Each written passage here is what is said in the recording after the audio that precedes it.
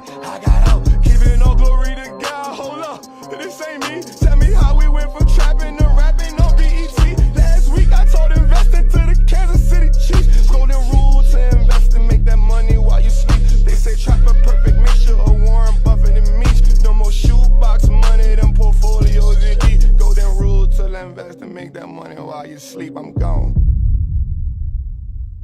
What's good? What's good? What's good, family?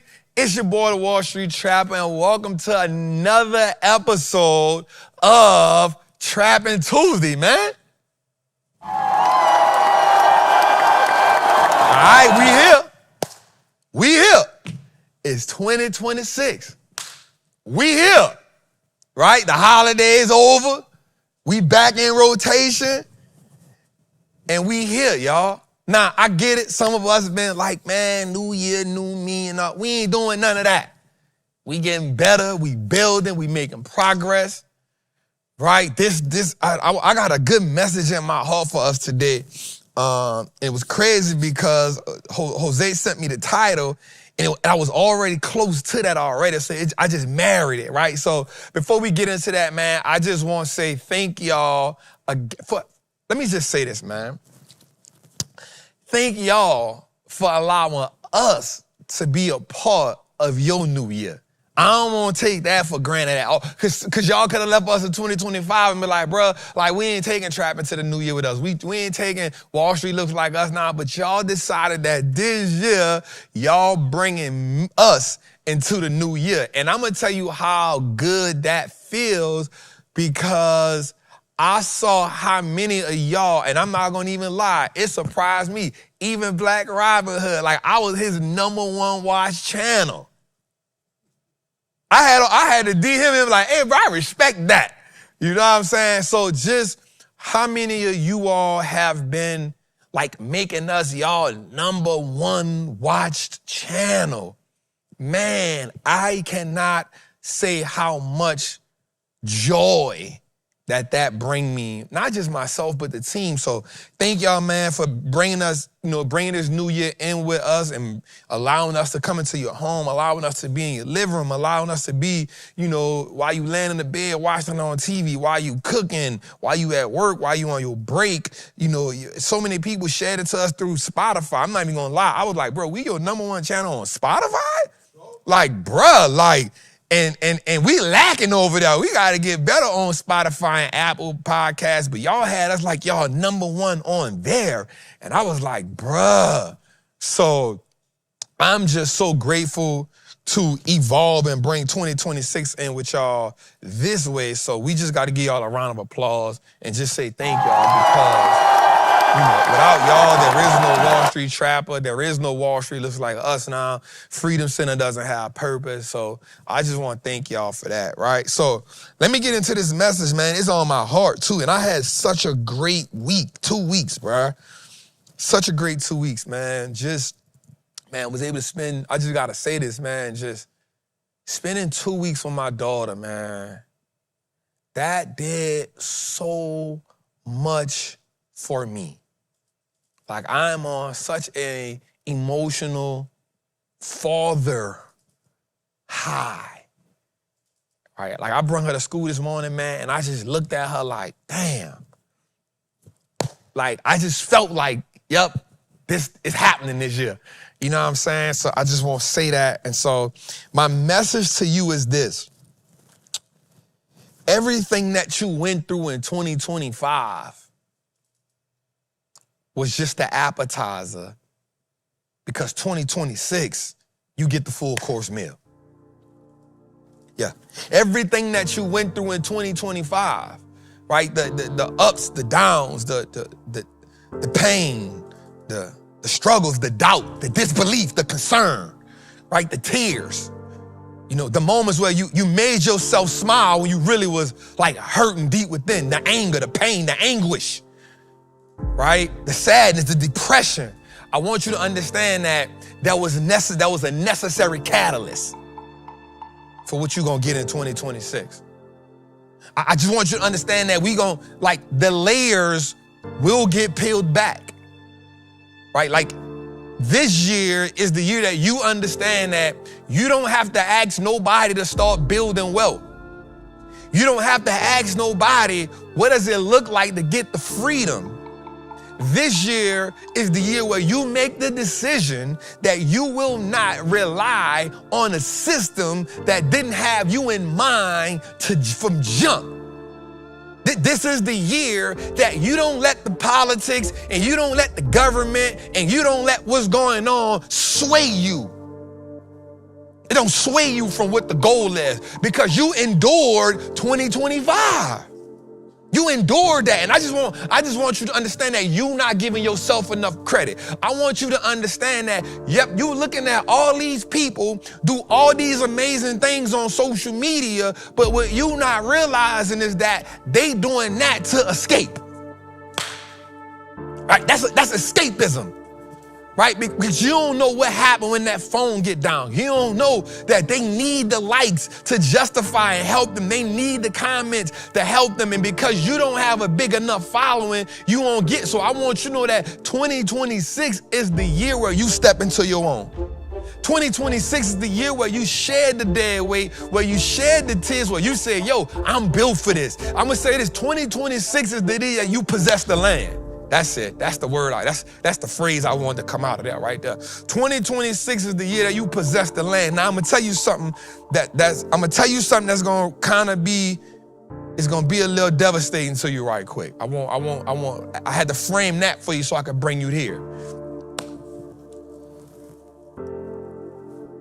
God does some amazing things with us, y'all. Now, he will give you the desires of your heart. But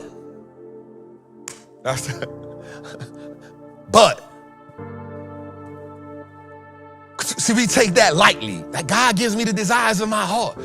But does it align with his vision for you? See, one of the things I often pray for, I say, God, I do want you to give me the desires of my heart only if it aligns with what you have for me, because I know that my heart can sometimes lead me the wrong way. I know that my desires can sometimes get me out of alignment with you. So only give me the desires of my heart if they align with the vision that you have for my life. All right, now let me set that up so I can set this up. We know the story of Peter, right? And I went to church, man, and Pastor Darius said something so amazing, right? But it made me think of something. Like, I like when I hear something and it get in my brain and it start making me go through stuff in my brain, because I'm a thinker and I'm an analyst and I like to break stuff down. I like to dissect it. Like, that's just the way I do stuff, right? I can get in the word, I can get in the book, and I like to dissect it because it helps me get better understand. It's the person that I am. And so he told the story of Peter, and then he talked about Zebedee and his two sons. Right? He talked about Zebedee and his two sons, and he said that, you know, they immediately left their father to go on this journey with Christ, right? And I was like, dang. And Pastor Darius said something that was good. He said, man, Matthew, you petty because you told us in the first verse that they got out the boat. You ain't had to come back and tell us that, and they left their father. Like, you let us know, you let us understand when you say, and they left their father, that let us know that they had to leave this to go do that. And they was cool with it. And I said, oh, that's good. So I go home and I start thinking in my head, like, wait a minute. Wait, but just wait a minute. Like, wait. They were fishermen too. Right? So they were fishermen like Peter. And their father was a good dude, right? And so it made me think about something. So imagine them getting up that day saying, we going fishing, right? And so, and they go to where they going at to go fishing, and they getting ready, right? They preparing. And so I know if that's anything like me, if I'm preparing for something, I'm also visualizing what success look like in doing the thing. Right, that's me. I can't speak for nobody else, but I'm pretty sure in order for you to build your confidence up as you doing the thing, you start to visualize what success look like when you do the thing. You're like, yo, and in mind, it's like, yo, I'm in the boat. Yep, I see Peter over there. You know, Peter doing what Peter do. We done seen Peter do this thing all our life, right? So, and my daddy is a fisherman too. So he get busy. So we know this boat. We know our nets. They getting everything together. And Mark looking at, yep, you good, Jane? I'm good, bro. Dad, you good? Yep, I'm good, sons. You got the hooks. You got the nets. We got what we need. Yep, we got it. And so we know what we got to do. We know what preparation look like. We know what the systems look like. We know what the SOPs look like to be successful on the day. We got the checklist ready, right? And then we check the boat. Is the boat good? Do the boat got holes in it? Nope, the boat don't got no holes in it. So now we know the boat ain't gonna sink, just like get on an airplane. System check, so we go through the system. So if you like them, and I know you are, because I'm that same way, before I approach something, I make sure I cover as much as I can to make sure it increases the probability of me being successful. Right? It increases the probability of me being successful. And so imagine you done went through all of this, and then God says, leave it. What? Leave it? I just prepared for this. I thought about this last night. I know we was coming fishing today. I know the importance of me fishing today. I know the importance of what I catch. I know what's on the line. Okay, let me take the fisherman out of it and let me put you in perspective, right? So you got this vision in your head on what success look like. So you dream about it. You talk to your friends about it. You post about it. You pray about it. And you even say, God told me about it. And the dope part about it is God probably even said, yep, that's what I need you to do. And so we get there, we get everything ready, and we about to launch it, and God says, hey, stop. Don't do that. Don't do that. Now, here's the dope part about it that's really good. We often talk about how many people we gotta cut off to be successful. Watch me here. This is the part that blew my mind as I thought about this. We often talk about the bad people in our life that we gotta cut off because they not doing us right and they ain't do us good and they did us dirty. But what happens when God make you cut off good people too? What do you do when God says, yep, that's your daddy, leave him and leave the nets? So everything he taught you and everything he prepared you for, you gotta dismantle that friendship. So what do you do on your journey when God says, hey, yep, I know that person been good for you. That person ain't did you no harm, but that was just the appetizer for what I got for you. You gotta leave them. In 2026, yes, they did support you. In 2025, yes, they did support you. Yes, 2025, they did tell you, they helped you get through that hard situation. Yep, that's the person you cried to. Yes, that's the person that kept you sane. And then God says, yes, leave them. Leave them. Because I got something better for you. Now, here's the crazy part about that.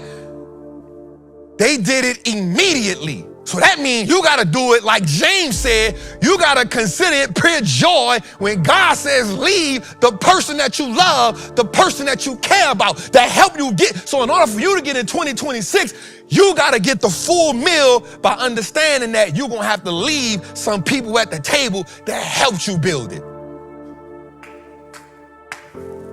Yeah. God's appetizer. It's the appetizer. So we don't think about the ramifications about what it takes for us to be successful, what it takes for us to fulfill the journey, what it takes for us to say, God, I want to align with what you got for me. And he says, okay, I got you. Check this out. Leave them. And you got to consider that pure joy. You got to walk into that like, yep, listen. And here's the crazy part about it. You got to be willing to do it without explaining it. That's the hard part because we know how people get. Now, here's the great part about it that I love about that. I said, wait a minute. They left their daddy immediately. Watch this. And he didn't have no backlash. He actually said, he was like, all right, that's good. Go with him. Like, go. So what happens when you got to leave the people that did you good? You learn a lot by them, by how they respond when you walk in your purpose. Like, I remember I was in the hood, like I'm in the city, right? And my homies who I used to be trapping with and I used to be getting busy with it, and they know me for doing certain things, right? And when I tell them, like, I'm on this type of time, some of them wasn't really on. They was like, bro, you tripping. But a few of them, they was like, hey, bro, I respect it. Like, it's all love. And then I remember, like, as time went by, when I started going back to the city and I started going back home, I would tell my partners, yo, I'm in the city. And they be like, hey, bro, we getting into it right now. Don't even come around here. Like, that's what made me love them more, because they understood I was in a different place. So they ain't try to anchor me to that. They were like, hey, don't come around right now. It's hot around here. Don't come around right now. We getting busy right now. Like, we don't need you in this right now, bro. Like, we see where you going. We see what you doing. Actually, you giving us inspiration that we can get out. We might don't get out right now. We might don't get into it with you right now, but we believe now because you got out. I'm saying that when you obey and you leave, there are some people that's gonna talk crazy, but there are some people that's gonna be like, yep, go do that because I need you to do that so you can help me get out. I'm saying the appetizer is the preparation for the full table. That's what I'm telling you, the appetizer. But the appetizer is just a taste. So you gotta, okay, let me leave y'all. Now let me see who gonna talk, and let me see who gonna say this. Let me see who gonna do that. And then let me see who gonna say, yup, keep going. Because we never heard about Zebedee talking bad about his sons after they left. He didn't talk bad about them. He let them go because he understood that the mission was bigger just than them catching fish. The mission was bigger than them just catching fish. So I'm telling you that what you went through in 2025, that was just the groundwork. That was just the preparation. That was just to make sure you ready to leave. That was to make sure you geared up enough. That was to make sure, yep, so you like, damn, bro, I took some losses, man, and dang, bro, like, this person left me, but how your heart posture is. How you felt when they did it. Did you start putting up subliminal posts because this person left you? Did you start making tweets, not calling person by name, but you know you're talking about it? And then when somebody asks you about it, now you spilling the beans. Like, what was your heart posture like in 2025 so we can prepare you for 2026? Heart posture, God's appetizer. Like, you ever had one of them appetizers? It's called a scramble. It's called a scrambler, I think, right? When they have multiple different things on it. Right, got multiple. It might have the wings, and it might have like some nachos, and it might have, it's a sampler. It's a sampler, right? It's an appetizer, but it got multiple things on it. It's a sampler. 2025 was the sampler. Right, you got a dose of everything. Right, you got a dose of everything. Right, you got a little taco, you got some shrimp skewers, you got a wing over here, you got some bread right here. It's a sampler. It got a few things on it. You got some queso chips. Right, it's a sampler, right? It's got a few things. That's what 2025 was. It was a sampler, right? Some seasons was tasty, and some seasons was like that. I may just order this by itself, and then some seasons was a little pressure for you. Yeah, it was a little pressure. It made you doubt yourself. It made you get in the shower and say, God, like, talk to me. Right? It made you doubt you. It made you ask, is it all worth it? All right. Yeah, I get it. I've been there. I know what it's like. All right, like you talking to somebody that's with you. Like, let me make more sense to you. I remember losing 1.5 million and not having my daughter in my life, and going through what I'm going through in the building, and going through like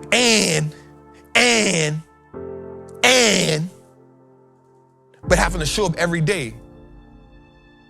Having to show up every day. Having to lead people every day, have to be talked about every day, have to be accused every day.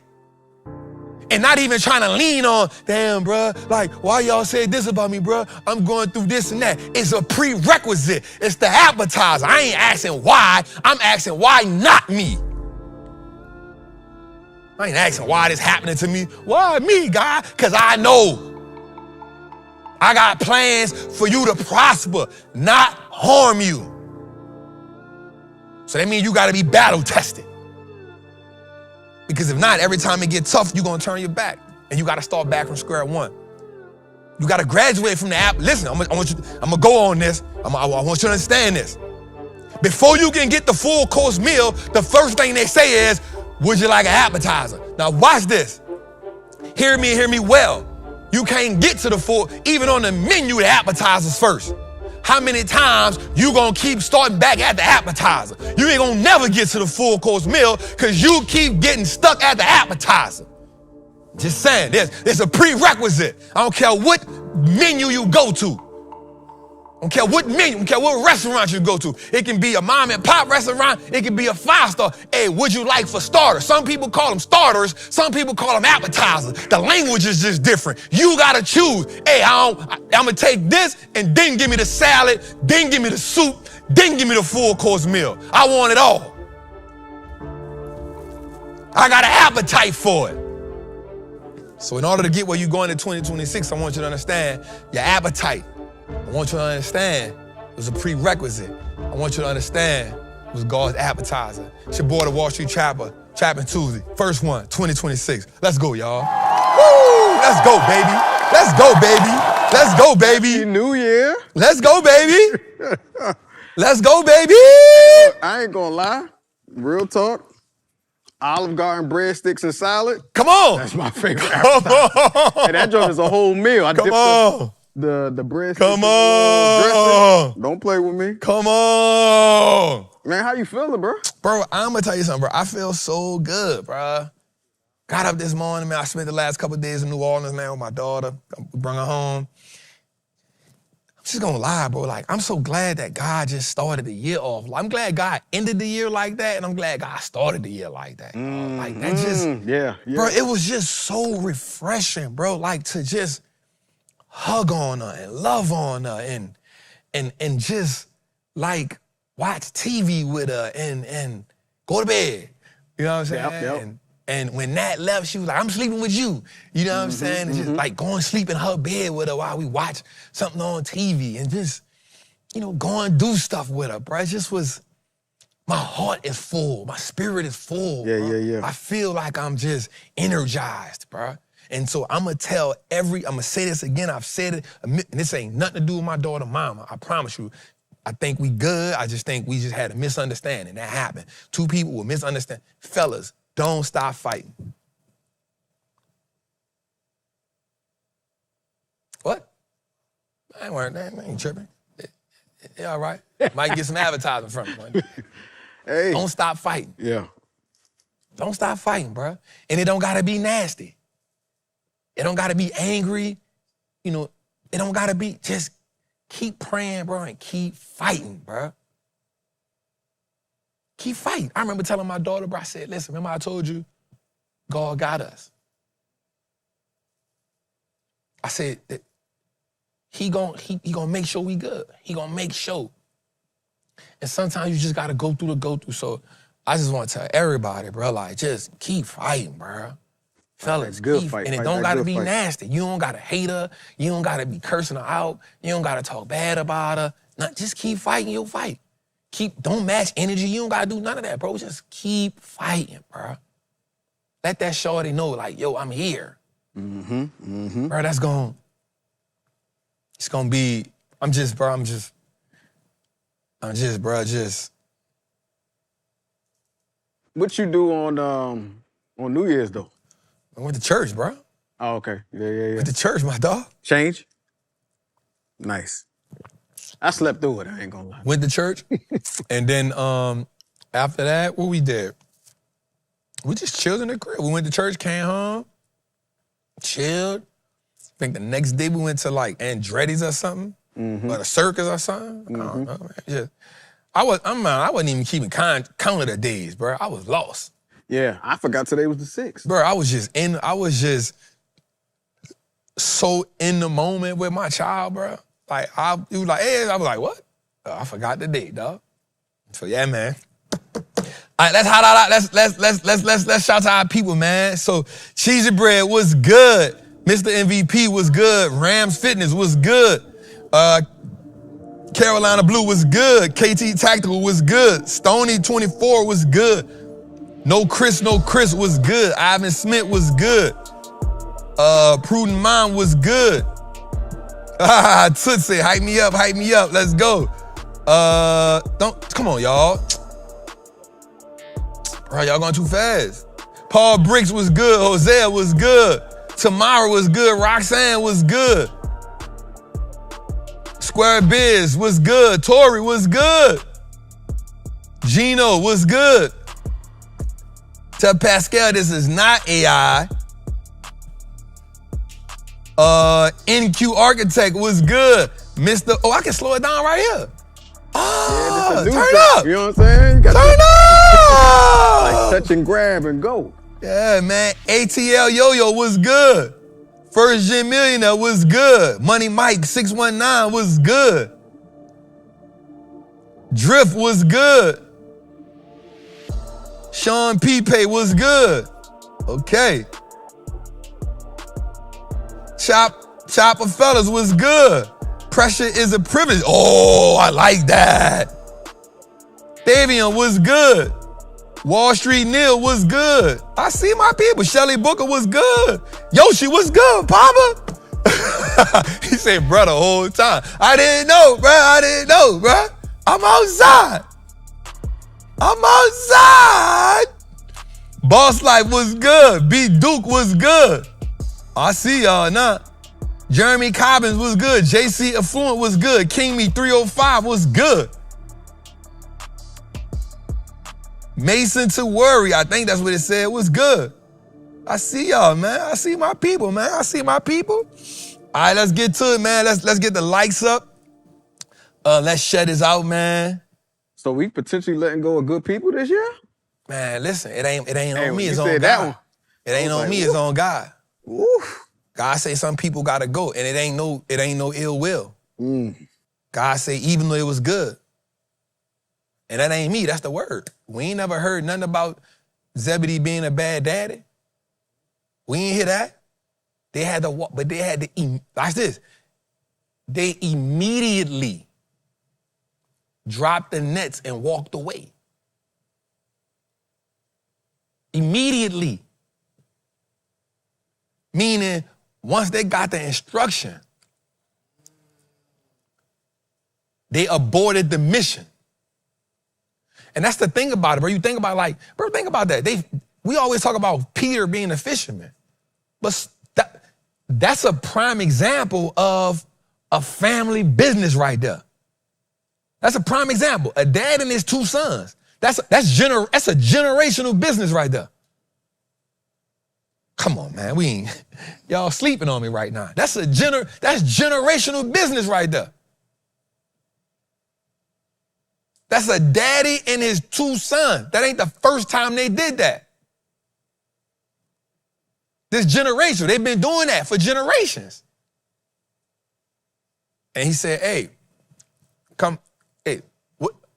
follow me. So sometimes, man, you might, you might gotta walk away from somebody good. And you gotta be all right with it. They gotta be all right with it. Because notice, again, we never heard anything about his daddy saying nothing spiteful about his sons. Come on, man. We might gotta leave some good people this year. We always talk about the bad people we gotta leave. Right, man, we gotta leave these bad people, man. They did me wrong. They did me. It's easy to cut off the bad people. Right. What happened when you gotta cut off somebody that ain't did you nothing? Because God said, follow me. Whew. Heavy. Y'all ready for that type Heavy.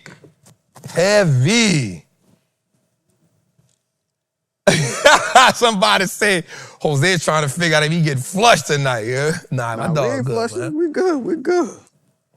Nah, we good. Let's get to it, man. So we got a good show tonight. What we talking about? Man, we got Trump being Trump. Got some oil we talking about. We got a lot going on this week in the market, especially Wednesday, Thursday, Friday. The outlook for 2026, we got to put a number out there, Jose. First show of the year, we got to put a number out there, Jose. Okay. We got to put a number out there, Jose. Get it. So that's going to be good. Let's go. Shazam X was good, man. And so, yeah, man, that's what's on the list today, man. Do me a favor, y'all. Let's get this up. Let's get this up. Let's start with our Let's start with our. Oh, I gotta ask the chat to give me a pass this week, Jose. I got off the flight, went home, took a shower, and forgot to bring my laptop. Tablet. The tablet Because to they do gonna the. be like, bro, you got your laptop right there. Yeah, my tablet to do the charting on, and so they're gonna have to give me a pass this week, man. I don't know. I was just rushing to get here, and I got up here and went in my book sack and said, "Wait, where my tablet at?" Bro, you do be forgetting a lot of stuff though, like little small stuff. I was moving, so I just need y'all to forgive me for that. And it's crazy because here's what happened. I'm gonna tell you what happened. I went home and I put in a play at about 3:00 in the Patreon. And I had to make sure because I got the alert, but I had to make sure I charted it right to see it the way I wanted to see it. You know, I ain't just go off the alert. I'm like, okay, the alert went off. Let me get on the laptop right quick. So let me assure if what I see is what I see. So I got on there and I'm like, all right, cool. We executed the play, closed the laptop, went, took a shower. Knowing that I was rushing to come out, I just got the shower, put my clothes on, scooped the bag up, thinking it was still in the bag. And when I got here, I'm like, I think Ashawn said, you laptop? I said, my laptop? I said, oh, damn. So I don't got the iPad this week, man. Trap, you charted on the video from the other day. Yeah. Yeah, so Trap is too early in the year for that, bro. Y'all owe me. I owe y'all. I definitely owe y'all. I apologize. So, I was still floating, man. I'm still feeling good. So anyway, let's get to it. So I need y'all to forgive me for that. You know what I'm saying? I'll flush me. I'll flush my, damn, 2026 started off with me flushing myself before I flush Jose. God damn. It's gonna be a long year. It's gonna be a long year, man. Damn, my bad, y'all. Your boy was, man. All right, let's get to it, man. I am a certified Wall Street trapper. I am confident in my ability to make great investments. The stock market is a machine that prints money, and I'm more than capable of operating this machine. Not only will I free myself, but my family will eat for a lifetime based on the information I apply today. I'm a money maker and a wealth builder. Today, I break all the chains that anchor me to that poverty mindset. My ancestors will smile now because I've turned our last name into an asset. My family's purchasing power will increase indefinitely. Today, I make the declaration that no longer will I be a slave to money. No longer will a generation behind me inherit lack. No longer will I submit to selling my time for money. I am a first-generation millionaire. I am an architect of my family's legacy. I am a certified Wall Street trapper. And Wall Street looks like us now. Let's go, man.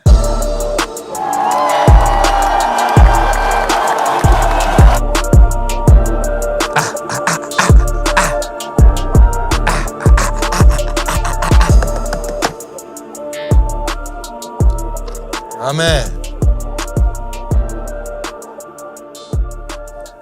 Let's get it, man. Let's get it. All right, man. So, how you feel, Jose? Man, I feel good. I got a lot of sleep, bro, these last couple of days. Got good. to see the in-laws. I ain't married yet. A lot of people have hit me up talking about, oh, congratulations, you married. Nah, we almost close. But You got just to go proposed. to How you got, God damn. go to the in-laws. Right, I know, right? In-laws. But I'm calling the in-law. Got a lot of sleep. I told you I slept through New Year's, bro. A lot of sleep. I ain't see the Sometimes ball that body be dropping tired. nothing. That's when you know you old. That's how you know you seasoned. Okay, I'll take the season. Come on. You know what I'm saying? A little bit of seasoning. Don't get old with some clothes, bro. You know what I'm saying? A little bit of seasoning. You just seasoned. That's all. So, but yeah, no, I'm feeling good, bro. Feeling real good. That's good. All right, man. So let's start off with our recession portfolio. Let's start it off. I want to say this too, man. Going into this year, I got into the Patreon, man, and I told them, let me make sure we plugged up.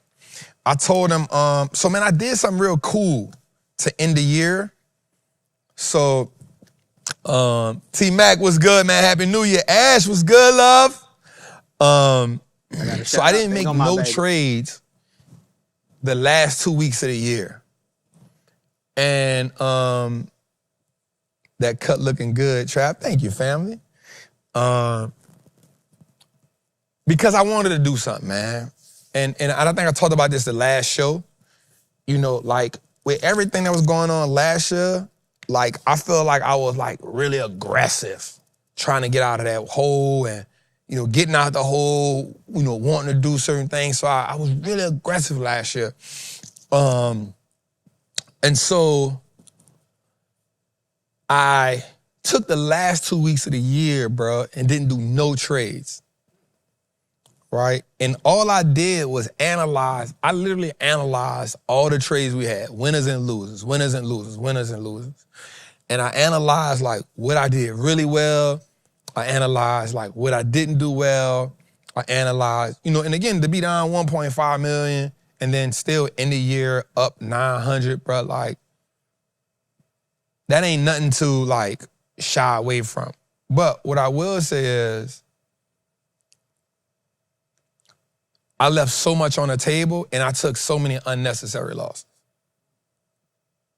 And that's the thing about trading, like it's hindsight is 20/20, but you always supposed to learn from it. It's almost like you back testing your own self. Like not so much as back testing the strategy, but back testing like what I did, what I didn't do wrong, what didn't I see.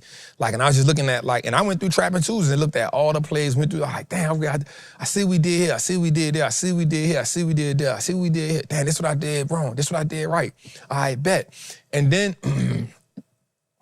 I said, okay, Trap, like, you know, like, what were some things that really stood out to you last year about yourself, right? And what really stood out to me was when I was executing at a like, there was a point where like, we went on like a streak of like 8, 9, 10 plays in a row.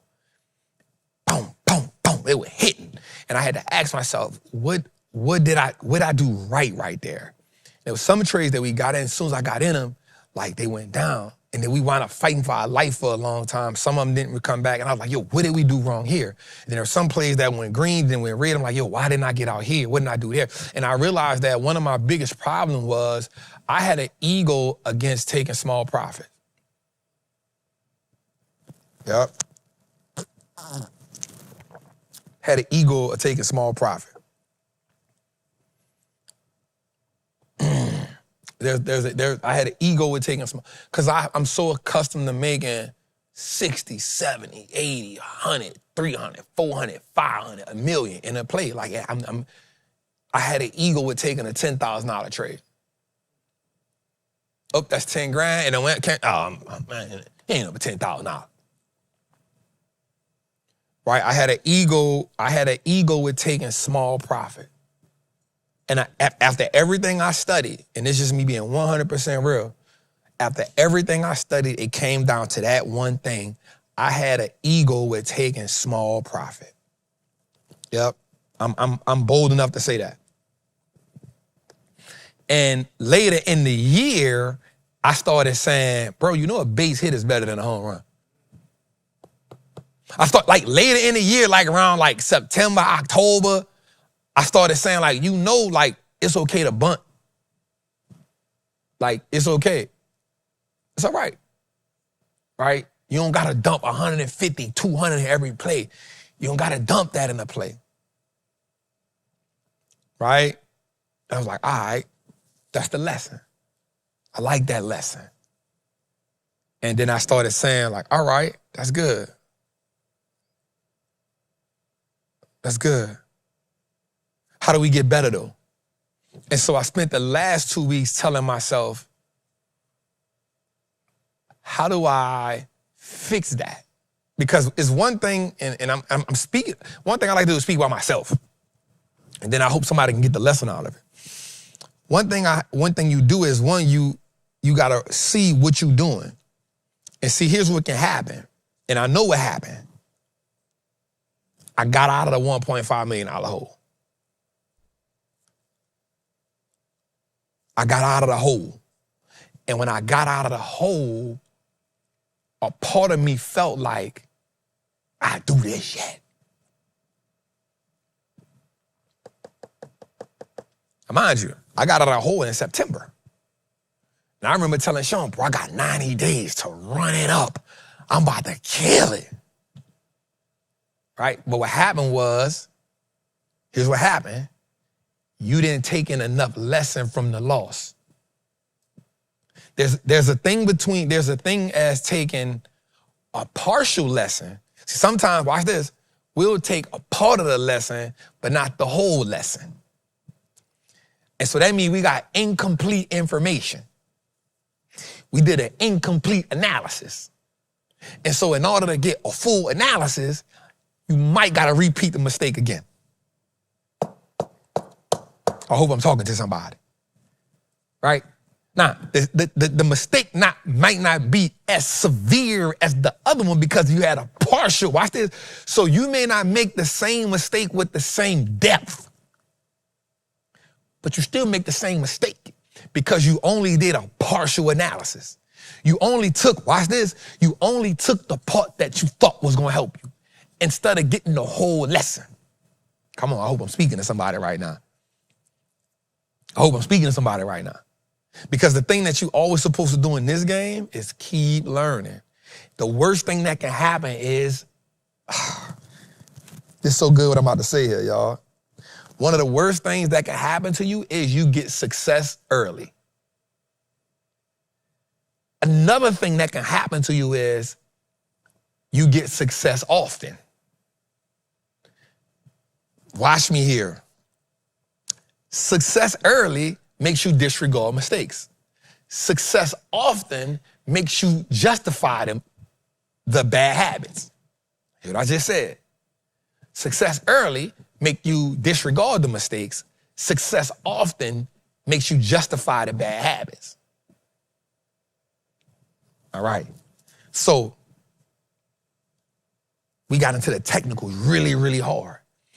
And so I'm not gonna lie, that just clicked to me. And I tell everybody this, right? Like, if you, and I'll stick with this, if you treat the game like it's gonna change your life, it's gonna change your life. So I knew I wanted to get my 1.5 back. And I knew I wasn't in the same environment to just go leap, leap, leap, leap. So I treated the 30 days, I treated the 60, 90, 4-month plays.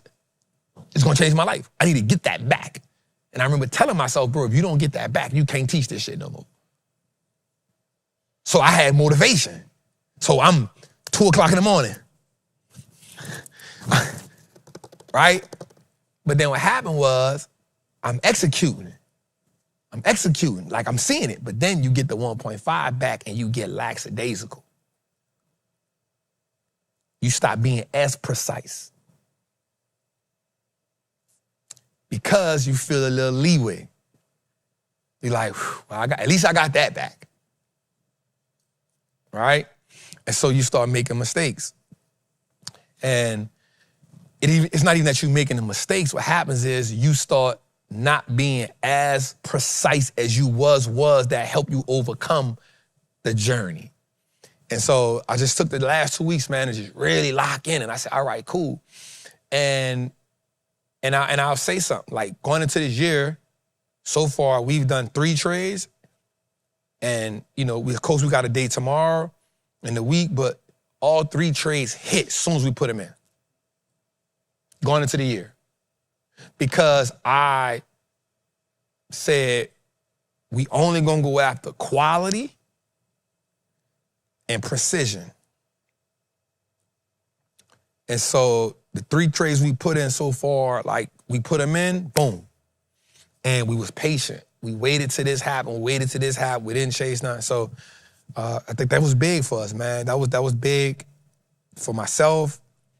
And then I think that the way we navigating through the group right now, I think we navigating through the group, the way we talking, the way we doing it. I think this is gonna be real better. I will say, being able to say, all right, cut it here, and then saying I'll re-enter if it does this. Those are the type of things that's really good. as you go first. So let's get into the recession portfolio. I haven't added nothing to the Freedom Fund yet. I usually add something like later on in January, not in the beginning. So I haven't added nothing to the Freedom Fund. So let's get to it.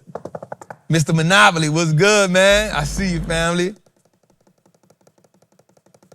All right, let's get to the recession portfolio, man. And now, let me say this to y'all, man.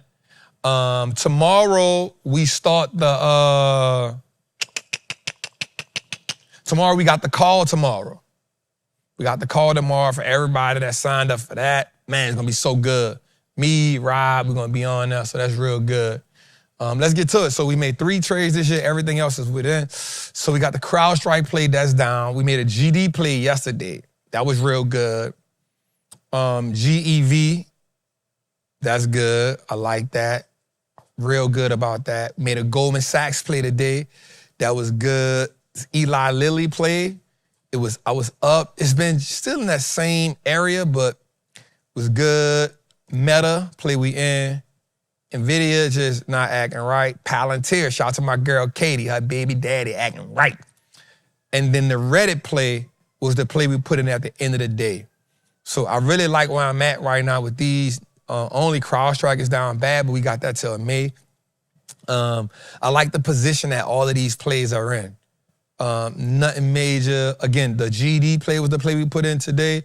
Goldman Sachs was the play GD we put in yesterday. Got some follow through today, which was really good. Goldman Sachs, I like that. There's a lot of buyer strength right there. And then the Reddit play, I was telling them in a group today. That was the play I put in, what made me forget my iPad. What happened with the Reddit play was I had been looking at the play probably since it broke 231 or 232, and I watched it break, and then I said to myself, all right, where's the next key level that I needed to see it do what it does at? And so I like that. This is what we got in right now. We went quality here. Yeah, I know that's you, Nate. I know that's you, family. So yeah, man. And so I can't wait to do that, to go through that. Just quality is what we looking for. And I want to say something to all my new investors, to all my new traders. I wrote this down, man. I want y'all to do this. This year, I want you to focus on one setup and one setup only. Like this year,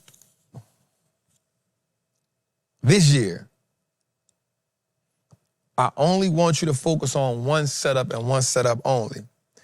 We often think as traders that the more knowledge I get, the more skills I get, the more tools in my tool belt I get, the better trader that I become. While that is true, you need context around that.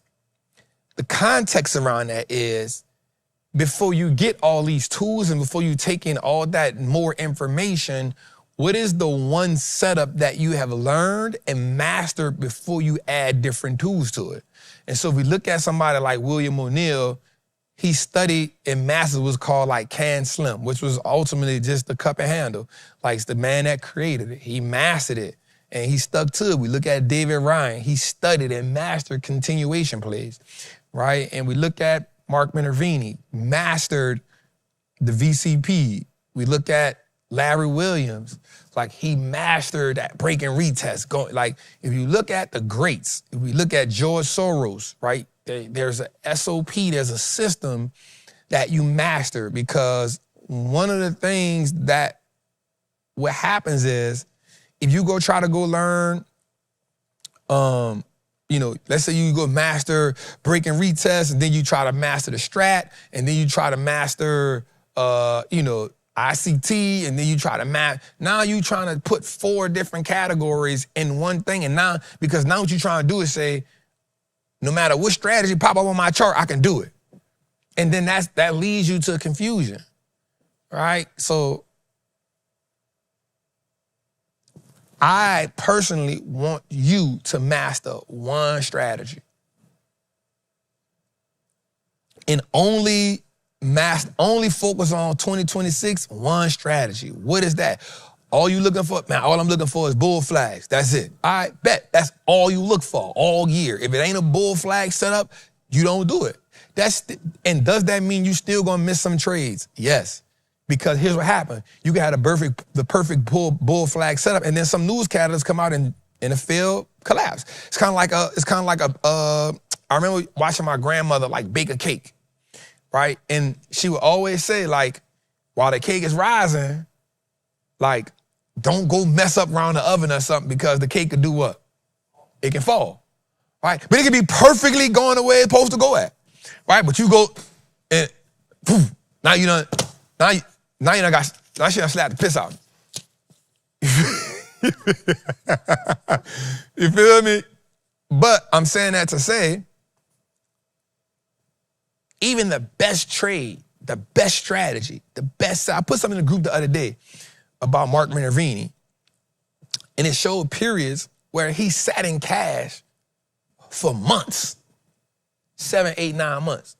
Now, here's the problem with that for us. You feel like if you sit on the side for 7, 8, 9 months, you ain't doing something right, because you looking at everybody else. This person making money, that person making money, that person making money, this person making money. Oh man, I'm missing out. But does your strategy align with what's going on in the market?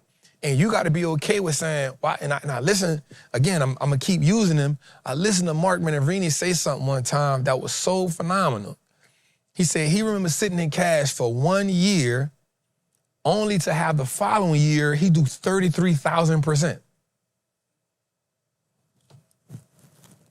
Let me say that again, right? Because I don't think we understand what that is, right? Like the man had a year in 1994. This is documented, where he did 33,000%.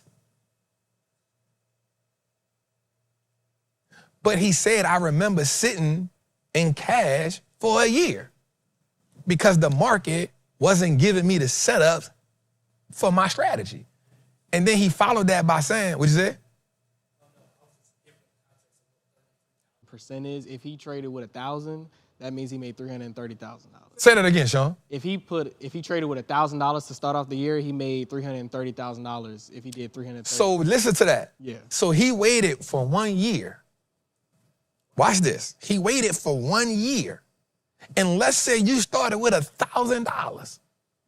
That $1,000, the 1 year you sat out in cash, and then the next year the market rewarded your strategy, that $1,000 turned into how much? 300 and what? $330,000. 330,000.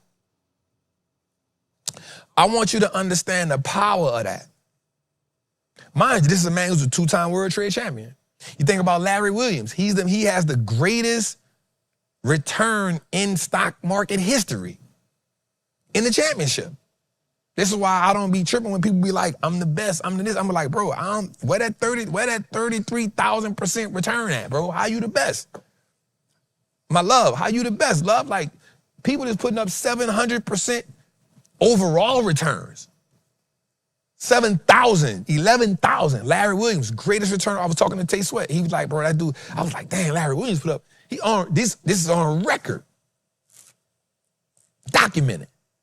But these people saying like, hey, when my strategy not clicking, I sit back. And so I want you to say this to yourself in your brain. Watch this. When I'm not trading my best, I trade the smallest. When I'm trading my best, I trade the biggest. Meaning, you know in your head when you're not trading your best. But you got to strip the ego. You got to say, all right, let me take my ego and put my ego to the side right quick. I'm not trading my best. So watch this. Let me get some small wins that build my confidence up. Right? Or let me sit on the side, because watch this. You got to emotionally and mentally get regulated. That is the thing. This trading game 100% affects you mentally, emotionally, and spiritually. Right? So if it ain't going right for you, it's okay to step away and say, you know what? man, let me sit out, let me just chart. I'm not gonna make no trades. Let me just chart. Let me look at what I did. It's okay to do that. Let me journal how I feel. The internet has made us look at, and I'm saying us because I don't want to act like I'm separating myself. I want to speak to us as a collective. The internet has made us look at this game like it's a damn casino. And because one of the things I try to pride myself in doing is show losses all the time, because that's a part of the game. And, you know, my wins overshadow my losses, but my losses be big. Like, damn, that's a big ass loss, right? But losses are a part of the game. How you regulate the loss is on you.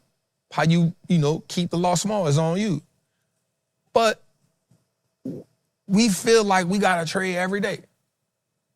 We feel like, I make money both ways. I bet. I've looked at some of the greatest traders, and you know what they say? Like, I trade this way. So I listen to some of the great traders that they be like, I remember George Soros. Listen to him. He's like, yo, if the market ain't going my way, like, I'm stepping back.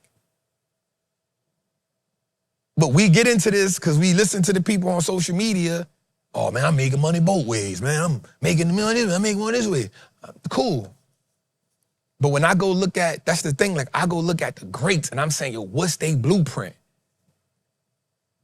What's their blueprint? Like, what's their blueprint? And so when I listen to the greats,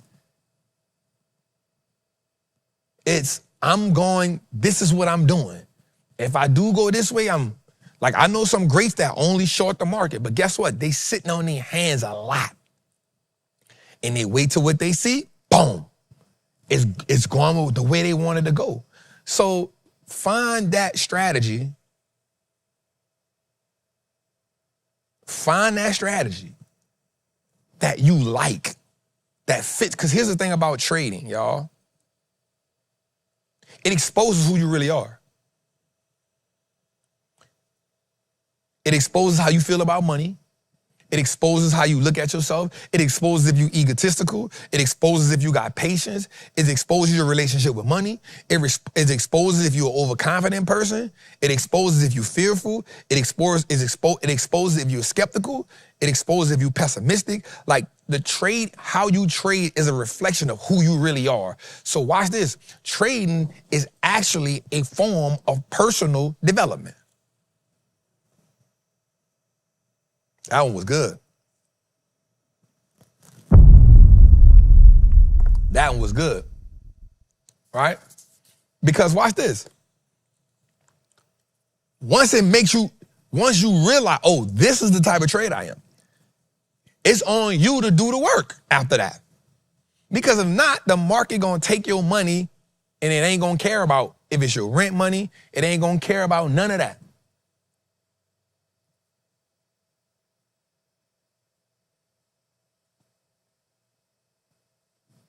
Trading will expose who you is personally. All the stuff that you don't tell nobody about is going to expose it. It's going to test you. It's going to test your patience. It's going to test your ability to do the work. It's going to test you. Do you really love this game? Is it a hobby? Is it something you really want to do? It's going to test it. Can you drown out the noise? Are you easily distracted? It's going to test you. Are you an overthinker? Are you disciplined enough to stick to your rules? So watch this. Watch what I'm about to say right here. This is not a shot at somebody, but I'm going to show you this. Let's say you somebody say, I want to get my weight down. Man, I really want to get my weight right. I really want to get my weight right. But watch this. You can't stick to a diet. You can't stick out to working out consistently. Guess what? That's going to show up in your trading. How it's going to show up in your trade? Because you're not going to have the discipline to stick to the strategy day in and day out. You're going to keep saying, well, you know what? If you sneaking and eating cookies at night, if you sneaking and overeating, guess what you're going to do? You're going to overtrade. You know why? Because every time you get the itch to press the button, guess what you're going to do? You're going to find a stock to go to make you press a button. Man, I told myself I wasn't going to overtrade. All right, I'm not going to overtrade. I'm not going to overtrade. Now, I'm going to follow this. And then you're going to look up there and you're going to say, damn, press that button. No discipline.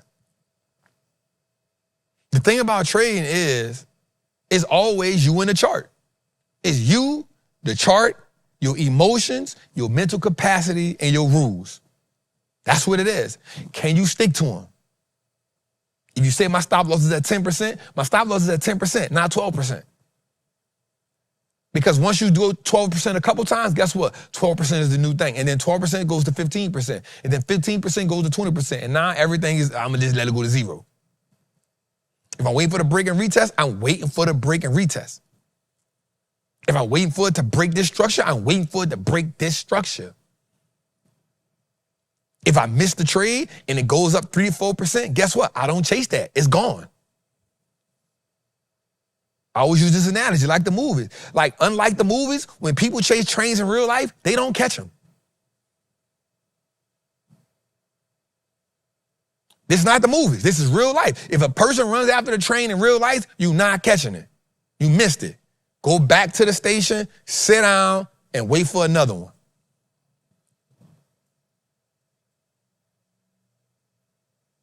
Sit down, wait for another one. Now, here's what you got to learn about the system of this game.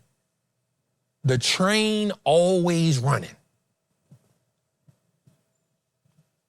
So if you miss a train and you stick to your system, guess what? Your system going to tell you when the next train coming. Oh, my God. Oh, my God. Oh, my God. Right? If you stick to the system and you miss the train, all you got to do, go right back to this. Hey, when the next ticket for this train to go out, it's going to tell you. And the system also going to say, hey, there's a train at Apple. There's a train at Google. There's a train over here. There's a train over here. The trains don't never stop running. They run from 9:30 to 4. They run from 9:30 to 4. The problem is you focused on the one train, not realizing there's multiple trains that can get you to the same destination. All right, let's go a little further. I ain't gonna stay there too long. All right, if you want to come join chat, if you want to come join the Patreon, Jose dropped the Patreon in the chat. Come and join us, man. We got something special. I know, and some people had asked me what's up with the next tier. I think we're gonna call it Elite Execution. Now that I'm back home, I'm gonna map it out, but we're gonna have the $99 tier. Probably started in like a week or two after we finish this thing tomorrow. And we're gonna just do, so it's gonna be the next level where we do like trade artists. We have one charting class a month. We have some trade artists going on, plus you'll do the Q&A. So we got that coming with a Patreon. And I think that's way worth $99 a month. It's just about education and executing, man. So yeah, let's get to it, man. We got a lot of stuff to talk about tonight. Let's go, Jose. We don't have no trades. So you don't flush me. Shout out to 35 in the chat. 35. Somebody said, let's talk about the lottery pick chat. What do you want me to say about it? The option chat be the chat that be I can't make people talk. Right? I can't make them talk. Like the lottery pick tier in the Patreon, like I go in there, hey y'all, what's up? What y'all doing? What y'all looking at? Y'all got me in it. What's up? They don't be wanting to talk. The options chat, they don't need me. They don't sleep. The options chat, them two tiers go crazy. They wait, I don't know if they sleep. They be going at it all day, every day. So I come in there, it's easy for me to rock with them. With the lottery pick chat, they don't be talking. I can't make people talk. Now, what I will say is once I put the lottery picks up and I get that thorough breakdown, they talk there. But you know what I'm saying? Pascal, I'm locked out of the lottery pick chat. You don't need to be in a lottery pick chat because you in the other chat. You don't need the lottery pick chat if you in the other chat. He wants to see them be quiet over there. Man, you don't need that. So, and Trappers Anonymous, shit, that's my people, man. That's love. They go crazy. All right, let's go. I paid $127 probably because you in Canada or something. Pascal, no, man. You don't need to be over there. Stop being, you all right. All right, let's go a little further, man. What we got? Word on the street. All right, so January is one of the strongest months for stocks, man, since 1928. Hear me well. That's my guy, Ab. Man, what's up, bro? Assalamu alaikum, man. I'm gonna talk about Ab right quick. Like he is somebody that's real patient. He's in a patient. He's my only admin before I bring Rob in. Well, him and I want Janelle to do a book club in there. But Ab, he's patient. So I was highlighting him in the last week. I think he hadn't made a trade in like 3 months, 3 or 4 months, something like that. And he made like 3 trades. And then he was like, yo, it's set up the way he wanted. And he was like, bro, I'm good. He made his 3 trades and he just do a lot. The market, but when you look at him in the chat, people like, oh, he's so patient. Bro, like the market gonna expose who you are. If you somebody that always need action, you gonna always be. The market gonna expose who you are. So just wanted to highlight that. All right, here we go. January is one of the strongest months of the year for stocks, right? Since 1928, the S&P has risen 62% of the time in January, the 3rd highest win rate of any month over this period. Only 37% of the time only 37 of the last 97 years have been posted negative returns in the first month of the year. As a result, January has brought on an average return of 1.2%, the 4th strongest month of any. Furthermore, when the S&P 500 ends January higher, the index has delivered a median full-year gain of at least 11.8%. with positive returns nearly 80% of the time. When January gains exceed 5%, the index has rallied at 16%. So we've said this many times about January. Like, to me, January is always an important month because I like to see how the month start off, right? And I typically won't see January give me 1 or 2%. And so I always make my first trade of the year in January. It's my smallest trade of the year. Every time. I'm testing the year off.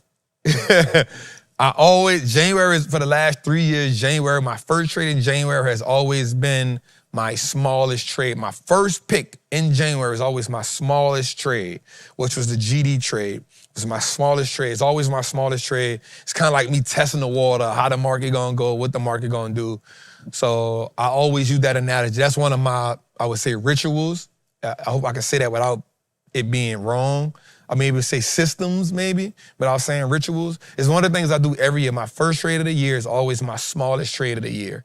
And I always do that just because I want to, just like see the temperature, what's happening, what's good, you know what I'm saying? So it's always one of my smallest trades. So I always do that. So also remember, January starts what's called the January effect. And so with the January effect, you have where ETFs are being repositioned, mutual funds are being repositioned, your annuities are being repositioned, the big dogs coming back to the market,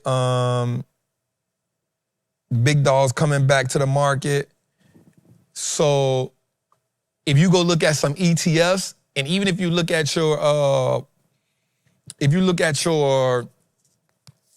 401k, you may see some positions shifted.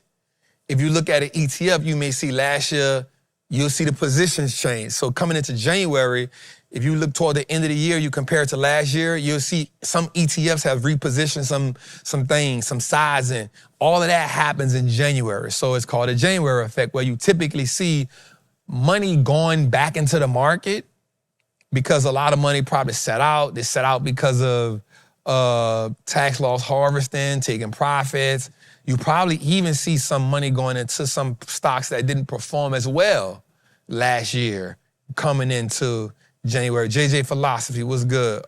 So be mindful of January. So if we look at the chart, we see on average, here's the 4 months. That's the biggest months. January, April, June. Let me see, January, February, March, April, May, June, July. So January, April, July, December.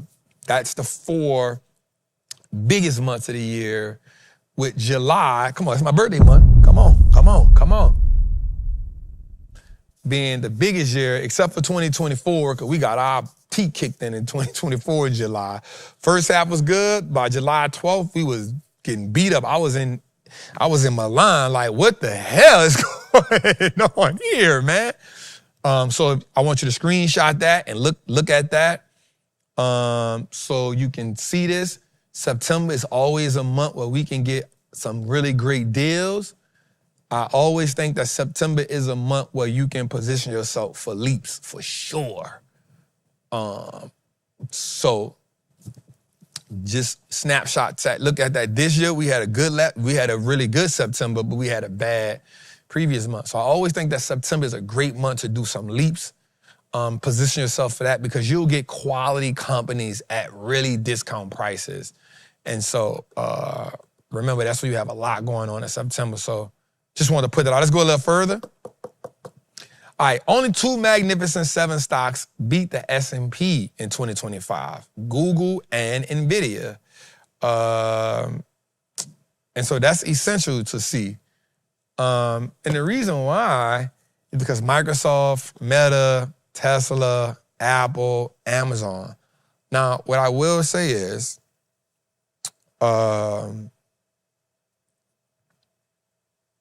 CJ, that's a fact, right?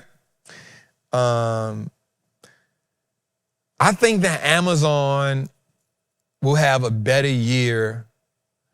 And this is me just saying this, I think that Google and Amazon will have crazy years this year. I think Google will repeat a great year this year because I think it is taking on this position as it has, I don't know if demystified is the right word I want to use, but I've been saying this for the longest. Google comes from the era of, let me say that again. It comes from the pedigree of it know what it's like to be the innovative company that changes things, right? And when you come from that, oftentimes you don't let that happen to you, right? So Google knocked off Yahoo Finance. Yahoo. They knocked them off. But Yahoo had the opportunity to buy Google, and they didn't. So I kept saying, why do we think that OpenAI is going to put Google out of business? Why do we think that OpenAI, it's a term called Google it. Right, what you gonna say? You gonna chat that? The term is not, I'm a chat GTP or whatever it is. It's too many syllables. It's too much. Hey, Google it. When you take on a moniker like that, it's different. So let's dig into that though. The company it's one of the top 3 companies with the most money. I'm not saying chat is not going to be a revolutionary company, but first of all, family, you got a whole bunch of debt and you got a whole bunch of people you owe money to. You trying to IPO right now, going to get $1 trillion IPO so you can get that because you owe a lot of people. There's no way you can overthrow this type of company. 1, they got too much money. 2, they got too much market share. So, next, they make some of the best, they probably got the best investing background of anything, of any company. The returns they get from investing is crazy. So let's go a little further into this situation. With all the money they got, with all the resources they got, do you think that they not gonna be willing to empty the bucket on seeing what this company is doing to beat me and then beat them? So let me take you back a little bit. To show you how this happens time and time again. If we go back to Nikola Tesla, right? Who was his biggest competitor when he was coming up? Thomas Edison. It's called Edison Electric, right? So he split, right? He split from Edison because Tesla actually had the IP and the ideas. And so, watch this. So JP Morgan funds Thomas Edison. And he asks him, he said, hey, who's your biggest competitor? But Thomas Edison was overlooking Tesla. He said, man, nobody, I got this. Remember, at the time, Edison gave us electric. He's like, oh, bro, this is what's popping right here, right? Edison Electric, one of the biggest companies in the world. So watch this, though. J.P. Morgan had all this money. Thomas and Edison had, so Tesla had helped this other company, Westinghouse, get the state fair. This was big at the time. The world, it was the biggest fair at the time. So J.P. Morgan goes to Edison like, bro, I thought you said you ain't had no competitor. So that's when Edison comes up with what? He's the one that come up with the electric chair idea. In case you didn't know that, he comes up with this idea, but it didn't work. They actually electrocuted the dude like 3 or 4 times. The dude, it was bad. So J.P. Morgan was like, all right, you tripping. You tripping. So he bought all of Thomas Edison's shares of Edison Electric, renamed it to what? General Electric. So watch this. He takes General Electric, J.P. Morgan, and he don't know nothing about electric, but then he hires the right people. But then the next thing he does is he understands that Westinghouse and Tesla actually have a better operation than them. But guess what they don't have? Money. They don't have the money to compete. So what did he do?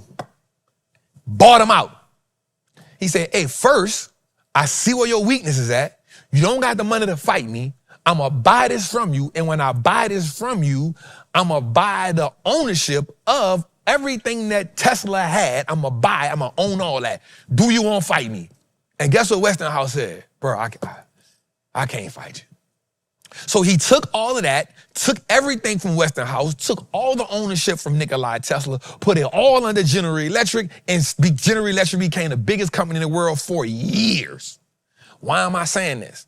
This is a Google situation. OpenAI. You, Sam Altman, I'm not saying you're not brilliant. You are brilliant, 100%. But guess what? You're gonna need a whole bunch of recurring revenue to pay for. You gotta pay Microsoft, you gotta pay Oracle, and you gotta pay a whole bunch of people, bro. And you got big investors saying, hey, how you gonna come up with $1 trillion? And instead of you answering the right way, you threaten to do like, hey, if you wanna sell your shares, you can just sell your shares, bro. I can find somebody to get them. All right, that's cool, but where you gonna get the money from, though, for this trillions of dollars? And so while you still trying to hustle money and do deals with Disney and all these other people, guess what Google over here saying? Bro, I don't need none of them. Google saying, hey, not only is Gemini and the Nano Banana better than Chat, hey, NVIDIA, we're going to create some chips too.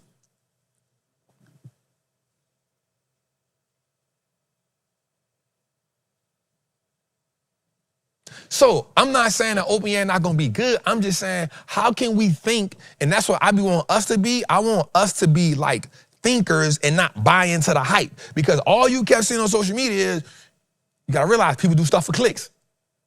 OpenAI gonna put Google out of business. How? This is called Google. The people still have, watch this, of the search, they have 89% of the search. YouTube is the most watched platform. Is watched more than Netflix. YouTube has more hours than Netflix. They got search on lock. Then you talk about cloud business. Are we serious? Come on, man. Stop it. Nah, I'm not saying that. We hate them. They still got Android. And they still got Android that every now and then they overtake iPhone. Like, it's not, and I'm gonna be real with you, it's not that iPhone is just a dominant phone. Like, there's a battle like once every 2 years where Android is the most bought phone. So they still competitive, 1 or 2 in that arena. Bruh, Waymo, Tesla is beefing with them now. It's like, bro, like, Waymo is a real deal. I'm seeing more and more of the cars with nobody in it. Me and my daughter looked at like 4 of them. I was like, Stink, you get it? She's like, I ain't getting that, daddy. I'm like, you smart. I said, you smart. You your daddy's child for sure. You know what I'm saying? Like, brother, people got money from everywhere. They invested in SpaceX in 2015. They got money to invest, and that's the thing. You can compete until you run out of money. I'm in a bind, Nate. Some other time. I really need that money. I really need this money, Nate. Let's go a little further, man. So that's how I feel, man. Shout out to 30. How many people in the chat, Jose? Talk to me. How many people in the chat? 36. 3,600 people. 4. Let's get How much? to 4, man. 3,600. 3,600 people in the chat, man. Can we get it to 4,000? Can we get 4,000 people in the chat, y'all? Can we get 4,000 people in the chat, y'all? All right. So, let me do this right quick, Jose. So, we talked about OpenAI. We talked about, I think, Google and Amazon will have great years this year, right? And now you know we got to give our prediction. My prediction for the year, I do this every year in January. My prediction for the year,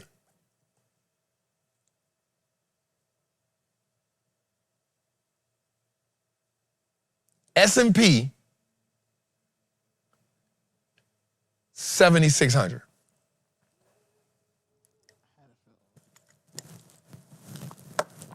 I'm 3 years in a row. Y'all heard that January 6th, 8:22 Eastern. I'm 3 years in a row. I struck 3 years in a row, Jose. 7,600. All right. January. I'm going with 7,600. Last year we went 68.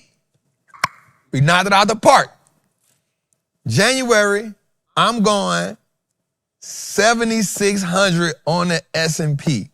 And if anybody want to check that 68 that he said before, episode 125. Ooh, look at my dog. You know what I'm saying? Look at my Playing no dog. games. Y'all go back and check it out. It's Look called at the my Freedom dog. Center. Let's get it. All right, let's get the likes up, y'all. Let's get the likes up. Let's get to 4,000, y'all. Let's get to 4,000 people in the chat, y'all. Let's get to 4,000 people in the chat. All right, so I'm going with that, Jose. 7,600 on the S&P by end of year. That's my goal. That's what I'm going for. That's what I'm going for. That's what I'm going for. Ooh, Jay Young say 80. Give me the chat right quick. What we see in the chat? We see 7,400, Jose. We see 8,000. We see 8,200. 7,800.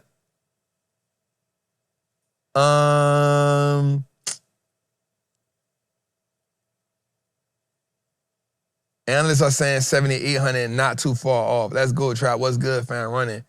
Yep. 7,950. Okay. 78, 75. 830, 75. I double my 401k with that spy based on Trap prediction. Let's go. All right. Bloomberg say 7,800. $1. God dang, eh? God dang. Think his price is right. $1. You think we going to zero? I tell you what, S&P go to $1. We got a big old problem. We got a big problem. All right, let's go. All right, so here's our biggest losers this year. FDS Systems, minus 42%. Chartercom Communications, 42%. Chipotle Mexican Grill, minus 43%. That is struggling. They're struggling. You know, I ain't talked about them in a minute. I'm about to say, that was your baby. That was the pandemic. We was running it up. Once I told people that, once that stock split, I said, they out of here. They out of here. Molina Healthcare, Lululemon, Garter, Decker, and Trade Desk. So if I had to pick one of these that would have a better year this year, I don't know.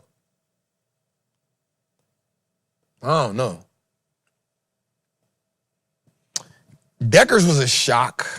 If I had to pick one of these companies that would have a better year, now mind you, to be down 57%, that's hard to come back from. You down 57% for a reason. You down 52% for a reason. Let me say this. Who I would think would have the better year out of these, I think that I'm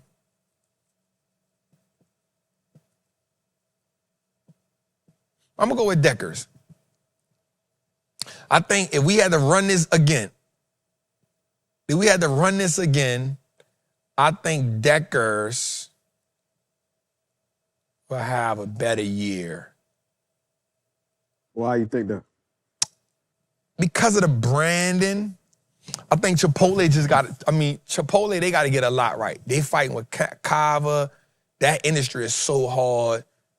They got the right CEO in place, but Lululemon, man, that athlete, they just can't get that right.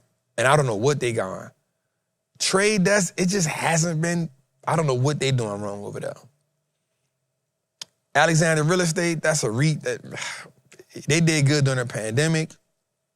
I would have to go with Deckers, man. I think Deckers could have a better year, man. We're talking about Uggs, and I think they could have a better year. I think retail overall will have a better year. I don't know if Lululemon, but I think Deckers will have a better year. Now, that's not a mark my word. I'm just saying out of this, I would say that Deckers would probably, I wouldn't put nothing on it. Like, hey, I said this was going to happen, so don't be, this clown said that was going to, I'm saying if I had to judge one of these. Yeah, I want our dog Black Robin Hood making Yeah, video. this clown said that was don't take, you don't know what he talking about. Decker. I'm saying out of these, I think who would have a better year out of these companies? I'm not saying it's about to have a, you know what I'm saying? Like, we definitely not doing that. But I think Deckers, when you think about Hokas, you think about Uggs, I think they'll be a legit contender. I think they'll be a legit out of these. Let me say that again. These.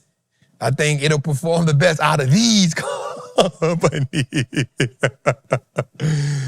Bro, because they'll snatch you, bro. Bro, I'm talking about, they got like 7 people will be like, hey, follow, this clown said this. Look at this dummy.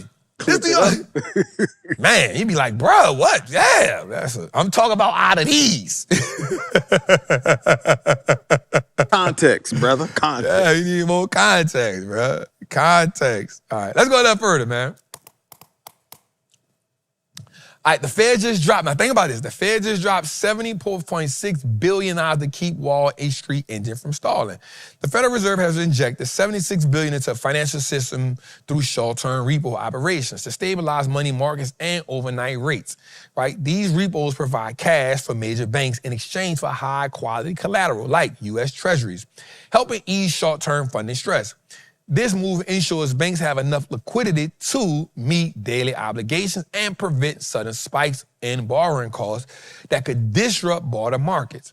While not long-term stimulus, it shows how actively the Fed manages day-to-day liquidity, with similar operations often ranging from $50 billion to $100 billion during periods of high demand for cash.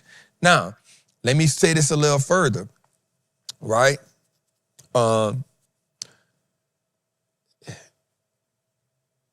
Remember, the Fed does not control long-term rates. They control short-term rates. So 1 year, 4 week, 6 month, 1 year, 2 year, 3 year, short-term. Once you start getting into the 10-year, the 20-year, the 30-year, the Fed has nothing to do with that. That's the bond market. But what the Fed does is they will put money into banks so that banks can then have liquidity, and then that liquidity can get borrowed out. So that is what's called the Fed increase in their balance sheet, right? That is what they are doing. So this is not abnormal. So let's go.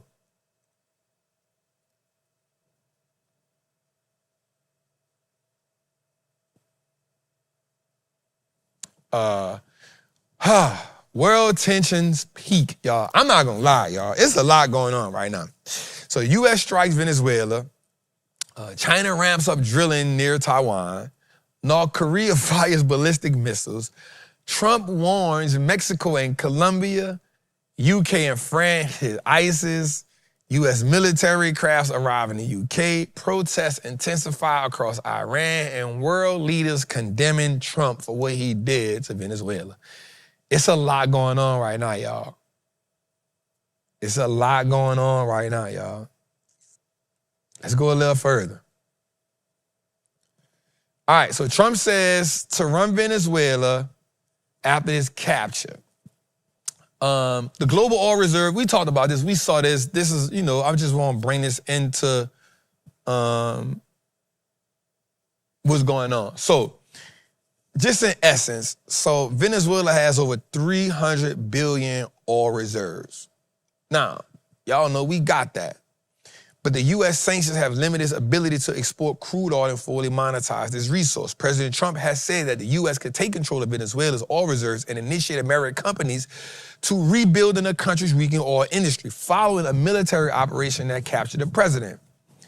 Now, let's put this in perspective because I want us to understand this, right? Just because yes, it is powerful that that America has now taken that. Now you got to ask yourself this question, right? You got to ask yourself this question. In the world, and I was saying this on Twitter the other day, and people be getting mad at me a lot over there. We should not be surprised at what's going on right now. Think about it like this. America is $38 trillion in debt. There's only a couple things that can pay that debt. Right? And so at some point, you got to get into the work. At some point, somebody going to get into their bully bag. It's just how the game go. Right? And they going to go at somebody who they feel like we better off without you anyway. So remind you, the country of Venezuela has, let me say this, based on news and data, has showed that they have misused the oil operations over there, right? The country should not be in the financial state that it's in with all the resources, Bitcoin, gold, and oil that it has at its hand. Now, I've never ran a country before. So I couldn't tell you the first thing on what it's going to take to run a country. I'm struggling running this building. I'm struggling getting my household in order.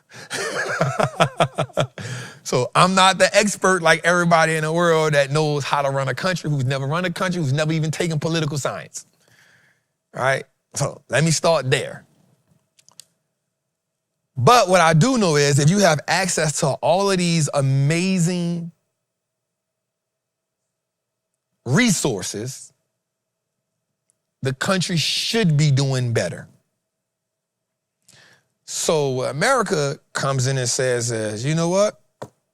We can do a lot better than what they can do. And that ain't no different than what you see in the streets. That ain't no different than what we see happen every day. And I always say, like, the biggest gangsters, we get to see them on the world stage. Right? Because at the end of the day, it's being run by who? Men. And you know one thing, man. Man has been egotistical, has been like, let's go even further. How you think slavery even got there? Somebody saying, you know what, bro? Like, bro, we not about to do this. They can do that, bro. Bring them over here. That's how it goes, right? And so you got to have a thick knife. Is it right? Is it wrong? It ain't for me to make that decision. But here's what I do know. Another thing about this is this.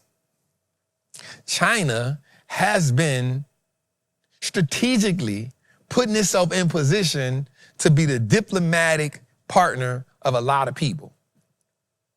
So they've been helping Venezuela. Venezuela has been giving them crude. Now, the thing about the oil in Venezuela, it is a different type of crude. It's gonna take a long time for a company to go over there and do what's necessary. So now you talk about drilling gotta take place. You talking about rigs gotta get put up, piping system gotta get put in. That might be a job for us, cuz. Come on, Crane Cowboy, you back? You ready? Crane Cowboy, cuz. So a lot of stuff has to take place. So when Trump says that American companies gonna go over there, it's not an overnight thing. Right? You talking, what, cuz you think about maybe 5, 6, 7 years, 10 years? Cause it's not easy to just, that's a lot of work. Like I remember working, like even putting a power plant up and building them rigs and what it's gonna take to get that, and then that's a different type. That crude oil over there is almost like tar. So it got to be refined. It got to be pressurized. There's a whole lot of technology got to go into that. Now, what happens is, here's what I will say. Having control of it does give you instant leverage. Right? That's what it does do. It says, yo, now we got access to $17 trillion. The hard part is we got to turn it into cash. But we got it. That's the thing. So that's why you see the oil stocks and doing what they do. Right? Because remember, the stock market is a forward-looking mechanism. So if it's saying, oh, you got access to 17 trillion, oh, well, now they start pricing in what's gonna happen. This is crooked no matter how it's worked. I'm just glad I'm halfway on the other side. I never said it was. So here's what you gotta understand. Watch this, what I'm about to say to you.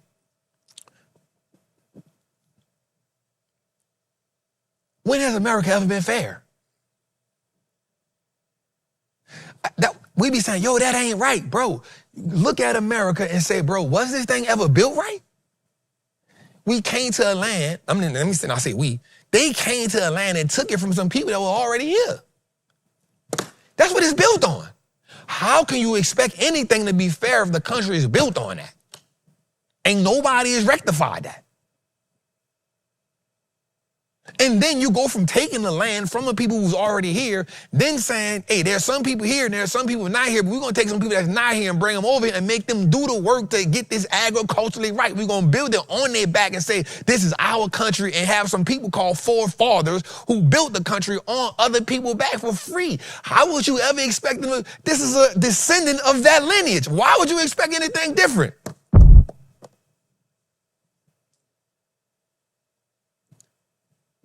It's a descendant, he's a descendant of that lineage. Why would we expect fair?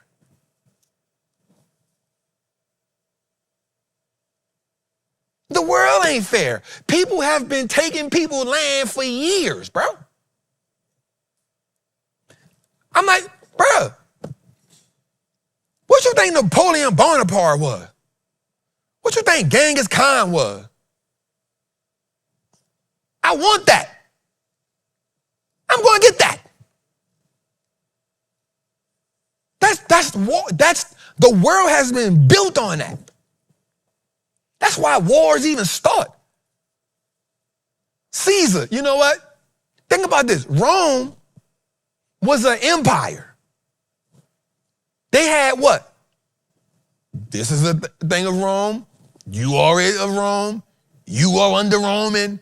We're going to conquer you. We're going to take all your stuff and we're going to call it ours. That's the world. That's the world.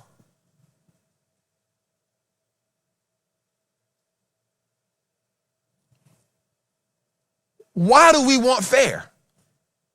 That ain't, so you got to go learn what power look like. And once you go learn what power look like, you go start saying, oh, bet this ain't just started, bro. This ain't just started. Even, I'm gonna be real with you, Africans did it. Hey, they got the best over there. Hey, we need that. We need it. Go get it. Go get it. Spain did it. France. We just in this era. So, oh, it ain't fair. Oh, that ain't right. Yep, you gonna get conquered too. Just the way the land go, bro. It's how it is, bro. So we gotta, like, I'm not gonna lie. I used to love history class just because of that part of it. Seeing like how people conquered people, bro. Like, damn, that's some raw. That's raw. You a king, you sitting back one day, you like, you know what? I want that. Hey, go get that. Go send them over there. Yeah, we gonna outnumber them and we gonna, some of the greatest generals of the world. That's what it's about, bro. That's what power is, bro. And you can not like me, you can hate me.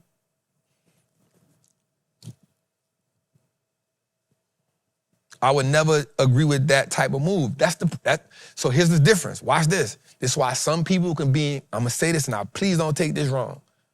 there's some people that are designed to be in certain positions, right?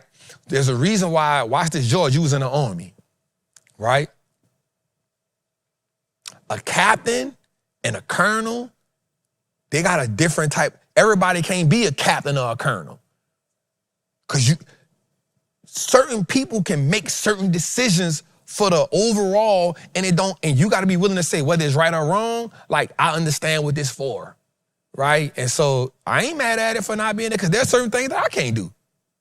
I remember Cuz told me something one time, and not to put his business out there like that, so I'm not going to say the depths of it. And I said, Cuz, man, how it was over there, bro? He said, bro, it was some stuff I had to do over there, but I never think about doing ever in my life, bro. I was in survival mode. Something like that you said to me, you know what I'm saying?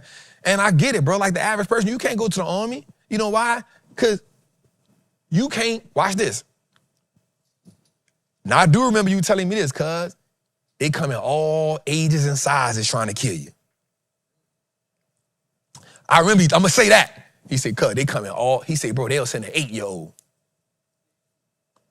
They'll send a 15-year-old at you. And you got to make the decision. Life or death. It's life or death. If I don't, he gonna kill all us. Everybody ain't built to go to the army. That's why some dudes come back different. I'm saying that to say, I'm not justifying it, but I'm not playing a power game. That's the power game we're looking at. And everybody not able to make, and people probably gonna clip this up and sell, but everybody not, I remember somebody told me this one time, Johanna, she told me this, she was in cybersecurity. And she told me this, and it never dawned on me when she said this. She said, America doesn't tell people what they doing when it comes to war because people's first instinct is the panic. So the government never tells the people like the stuff that's really going on because a person's first instinct is to panic. And the government's job is to not create panic. So so anyway, I'm not saying that it's right. I'm just saying this is a situation where we've seen this happen. We've seen it happen with Gaddafi. We've seen it happen with Saddam Hussein. We've seen it happen. This is the playbook. This ain't the first time we've seen this playbook. This ain't the first time we've seen this playbook. This is in the American playbook. Let's go a little further, man. The United States is the world's largest producer of crude oil, but at least 98% of Americans have no idea how crude oil actually turns into gasoline, diesel, and even the clothes you're wearing. So how does it actually work? First, crude oil is pumped into a massive distillation tower and heated to extreme temperatures. Inside the tower, the temperature drops from bottom to top by more than 540 degrees Fahrenheit. Because every component has a different boiling point, they separate naturally as the oil heats up. The lightest components rise first. At the very top is petroleum gas, the same gas used for cooking in many homes. Just below that is the most valuable product of all, gasoline. It makes up only about 20% of the crude oil. Lower down is naphtha. The clothes you're wearing right now are made from it. Below that is the true lifeblood of heavy industry, diesel fuel. Even further down is heavy fuel oil, a thick, sticky fuel that has to be heated before it can flow. It's cheap, extremely powerful, but full of impurities, which is why it's mostly burned by massive ocean-going cargo ships. And at the very bottom, what's left becomes asphalt, used to pave modern roads and highways. So now you know the truth about crude oil. Say, bro, that AI voice, he probably the most popular. Yeah, that's crazy. Somebody asked a question in the chat just now. They said, so Trap, does war exist just for power? I think overall, yes. In the grand scheme of things, that's what it's about. In the grand scheme of things, it's always about power. It's a power move. At the end of the day, yes, I will say that. I will say that war is 100% about power. So that's it when you think about crude oil. Let's go a little further. All right, so look at this. The Venezuelan stock market is now up 73% since Trump's capture Maduro, since he was captured. Since December 23rd, As President Trump ramped up pressure on Maduro's government, Venezuela's stock market is up 148%. The Venezuelan stock market is skyrocketing. I wonder why. Somebody said, yo, Trap, that information was really good from that video. Man, thank y'all, man. Thank y'all, man. Yep, war is over resources, which gives you power and leverage. Yep, I think that's it. So it's the power game. And a lot of people, again, it's not justification, but a lot of people don't understand the power game. Because, watch this, we always looking for fair. In a world that ain't never been fair, and I keep saying that, and people be mad at me for saying that, and I'm just being real with you. Like, that's the world we live in. Let's go a little further, man. All right, the $100 million favor. Now Big Oil cashing on power. Big Oil spent nearly $100 million to get Trump elected in 2024. Now Trump is returning the favor, giving them advance notice of his Venezuelan attack and sending their stock skyrocketing by promising them control of the country's oil reserve. This is oligarchy. This is what oligarchy looks like. I'm telling you, you should go study that. Go study that. Let's go a little further. All right, gas prices in the U.S. are now down to an average of $2.81 a gallon, the lowest level since 2021. American households are set to save $1 billion in gasoline in 2026 compared to 2025. That's interesting. Gas is down. I bet you they ain't gonna be like, I appreciate you, Trump. Remember when Biden or Obama in office? Be like, hey, bro. You get in trouble on your own with that one, dog. You know, I just be stating. Yeah, you getting on your Trump with that one.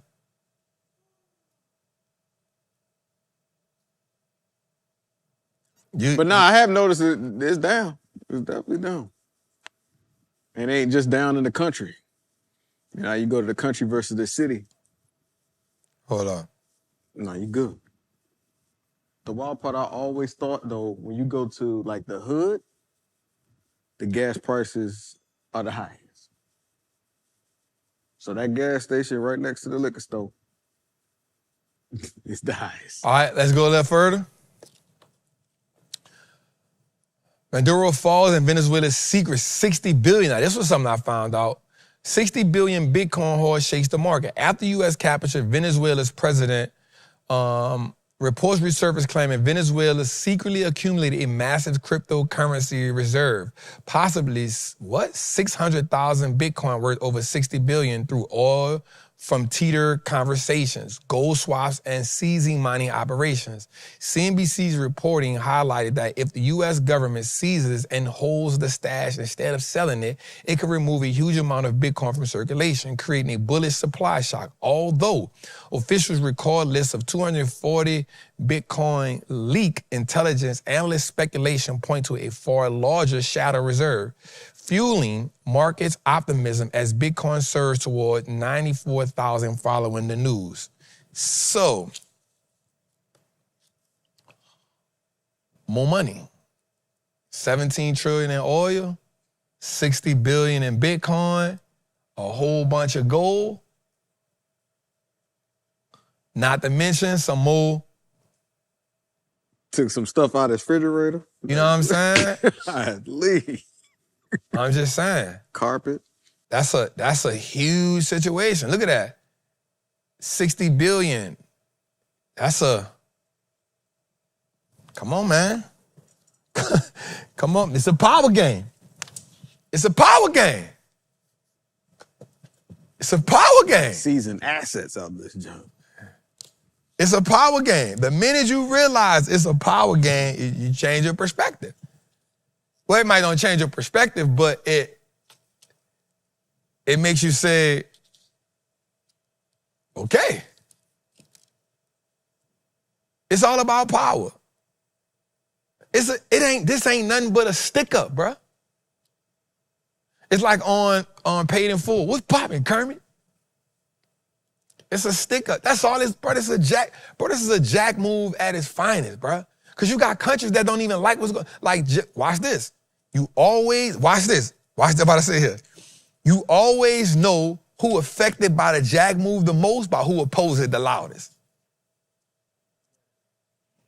China and Russia like, hey, y'all got to bring him back. U.S. ain't bringing him back. Him or his wife. Come get him. That's what they gonna say. That's what they gonna say. Man, you want him back? Come get him. Now, the one thing I will say, I'm not gonna lie. I remember Cuz told me, he said, boy, you went patriotic this day. I'm gonna tell you something that I know for a fact. Ain't nobody just running up on him.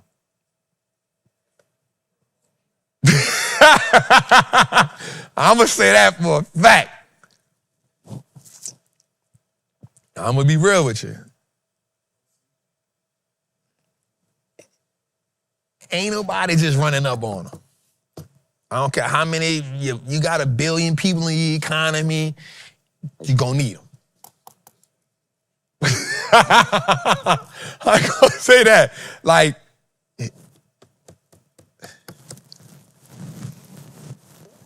they got a saying in the hood, you know Ish from Sugar. You ain't running up on them. That's all I'm gonna say. Now, I'm not saying that they can't be beat. I'm not saying, I'm just saying it's gonna take all y'all. It's gonna be painful. It's gonna be painful. Do you love him that much? Do you love him that much? That's all.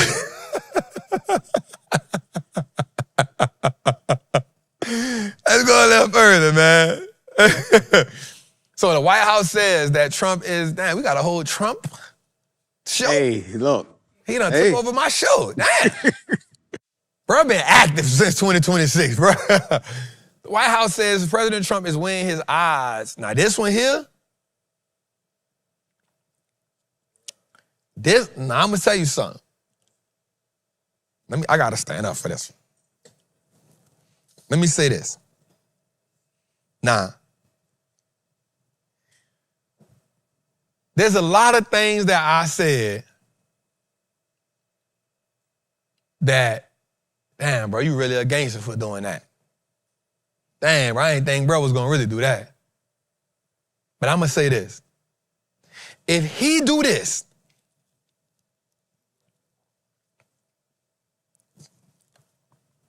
he ain't never getting out of office. If he do this, if he say we taking Greenland,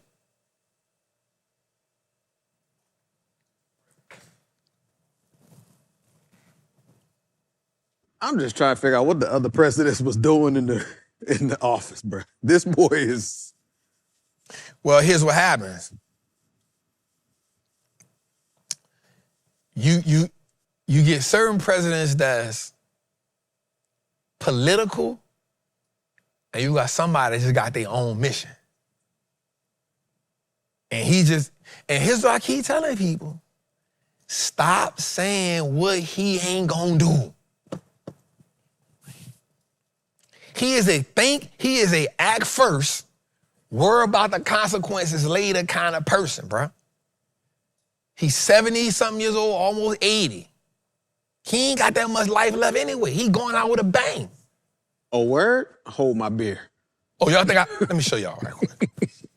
I can't what?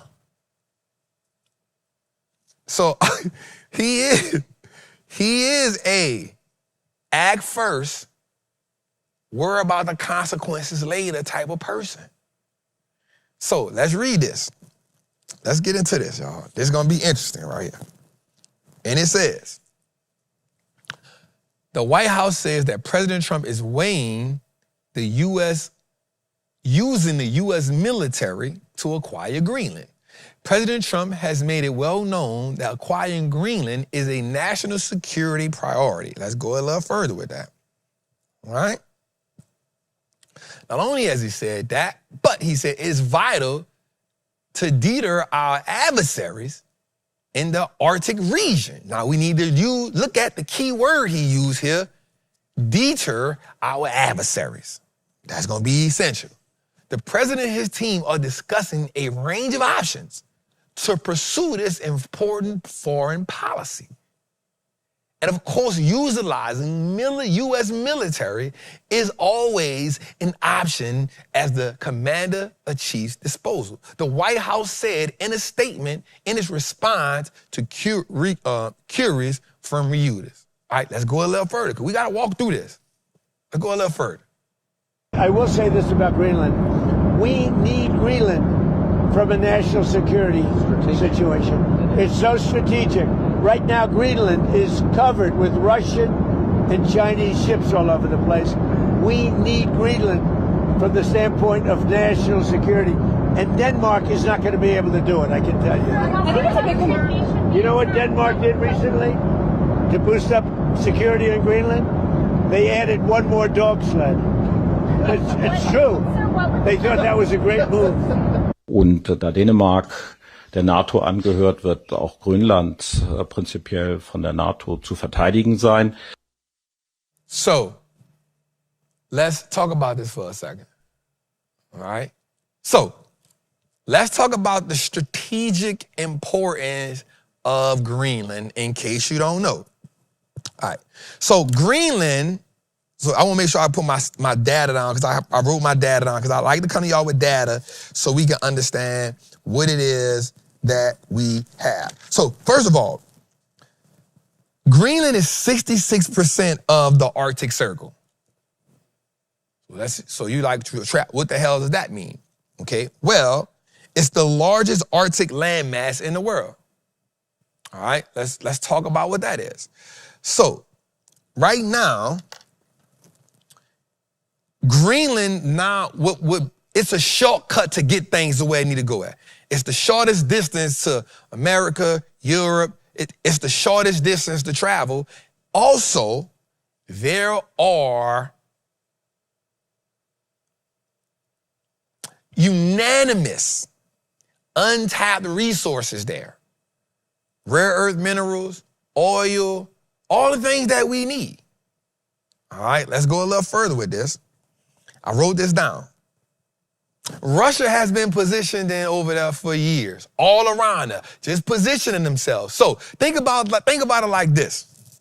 You know they got something real gangster over there that if the ice melts the way it's supposed to, and if things ever get serious, I'm positioning myself to be the first taker of it.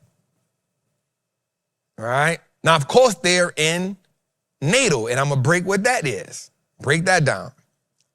But then China, watch this. China has referenced itself as, I wrote this down. China has referenced itself as, dang, what is that? I need to find this fast. Bro, I hate when I can't find what I wrote. Oh, here we go. China has referenced itself as, bro, why I can't find it?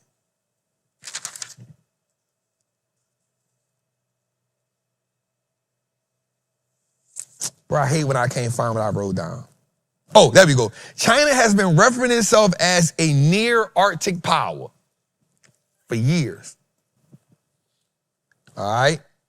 Now, rare earth minerals, uranium, oil, and that. So watch this. So now Denmark has been a protector of Greenland. Right? But we all know ain't nobody scared of Denmark. You just like nobody's scared of Denmark. I mean, when the last time you heard somebody say, you don't really want Denmark to get involved? Don't make me get my cousin Denmark. Hey, don't make me call Denmark. Right? When the last time we heard that? We ain't never heard, bro, you don't want Denmark. You don't really want Denmark in it. All right, so watch this. The U.S. already has a military base over there. Now, this is early missile system. They have a space and satellite tracking. They have Arctic defense over there. But Russia has been militarizing over there. So watch this. Here's what I wrote down. I wrote this down. This is essential. If Trump takes Greenland it then triggers NATO. Because NATO has something what's called Article 5. And Article 5 is if you attack one NATO country, you attack all of NATO. Now, here's what's something that Trump has been saying for years. NATO is worthless. He said that for years. Now, NATO came about with Article 5 after 9/11. Because what happened with 9/11 was, what happens now is, great job, y'all. What happens now is, it says that everybody in NATO has to give resources, guns, logistics, intelligence if one of them gets attacked. The problem with that is, if we go take Greenland, essentially Greenland is not a part of NATO, but Denmark is. So if we take Greenland, then what happens is, now, hear me here, it upsets NATO immediately because now everybody got to pick a side then. Okay, now, if you look at this map we got on the screen, right? Look at where Canada is, look where US is. Now I want you to see something here. You see that body of water right there? That is an essential pathway to transportation. But because there's so much ice there, it's hard to maneuver through that. But as the ice melts, somebody wants to have control of that leeway. It's a movie, bro. Bro, this is gangster shit right here, bro. This gets gangster. All right, so watch this. If you don't know what NATO is, it is the North Atlantic Treaty Organization. Come on, man. We teaching right here, cuz. We teaching here, cuz. All right, so watch this. If Trump expands U.S. basing, we get Arctic control, but then we get to block China and Russia. This is the key right here. Now, look where Russia is. They closer than anybody, except for Canada. But you got to remember something about Canada. 80% of Canadians live in the southern part of Canada, not the upper part of Canada. And if actually you look at Canada, there's parts of Canada that's actually inside the U.S. almost. You feel me? Like there's parts of Michigan, I think, where you can see Canada. You feel what I'm saying? So think about this. But what this actually does is now look where Denmark is, look where Greenland is, and Denmark is the protector of Greenland because Denmark is the stakeholder of Greenland. They are the ones that say, hey, yo, we gonna protect them. We got this. We gonna put them under our regime. But United States is saying, well, let me say that. Trump is saying, we gotta take this country because we don't want China to have it and we don't want Russia to have it. Now, that's the power game. The power game says, if my adversaries get it, what does it do to us? Now, let me let you know the American side of this. We rely heavy on China for what? The rare earth minerals because China represents what? 90% of that processing of that half. So if America could take Greenland, they can say, yo, this becomes, watch this, an involuntary 52nd state. Come on. Come on, y'all. Come on, man. Right? So now you got to ask yourself, now here's the thing. Let me tell you why this is more pressure. And if I'm missing something, cuz, let me know. This is why it's more pressure. As we understand, the AI game is going to demand what? Energy. So if you notice right now, everything in the world that's going on is about what?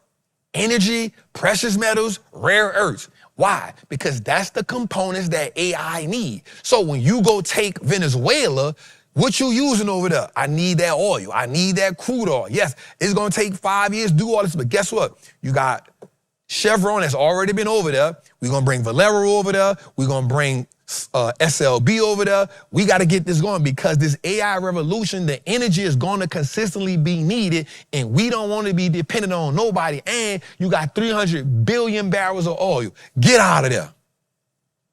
You got gold. Get out of there. You got Bitcoin. Give me that. Because we got a $38 trillion deficit that we got to pay off. And the only way to pay it off is to go jack somebody. Brother, that's the only way we can pay it off. We gotta go jack somebody. Right? We gotta go jack somebody. Who got it? Who got it? As a matter of fact, watch this, who can we jack that majority of the people actually gonna feel like we did a good thing? He's been running the economy to the ground for years. I'm not saying this, I'm saying just based on the reports and based on the economic data. Look at the market. That ain't us. That's the Venezuelans. That ain't us. That ain't me investing in, that ain't me saying, hey, this Venezuelan stock. Are we gonna trade the Venezuelan market? That ain't me, that's Venezuelans.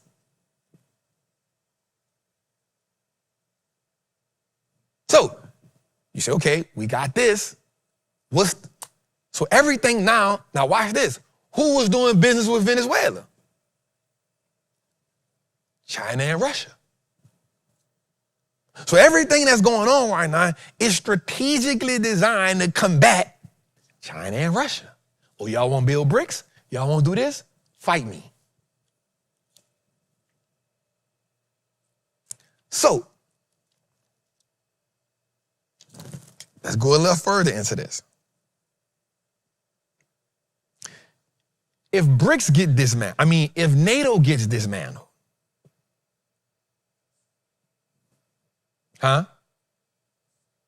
it's over with. Now you have no unity nowhere. Everybody got to pick a side.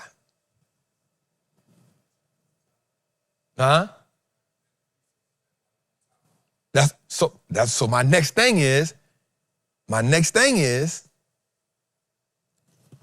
if he does this, the next counter move from China is we taking Taiwan.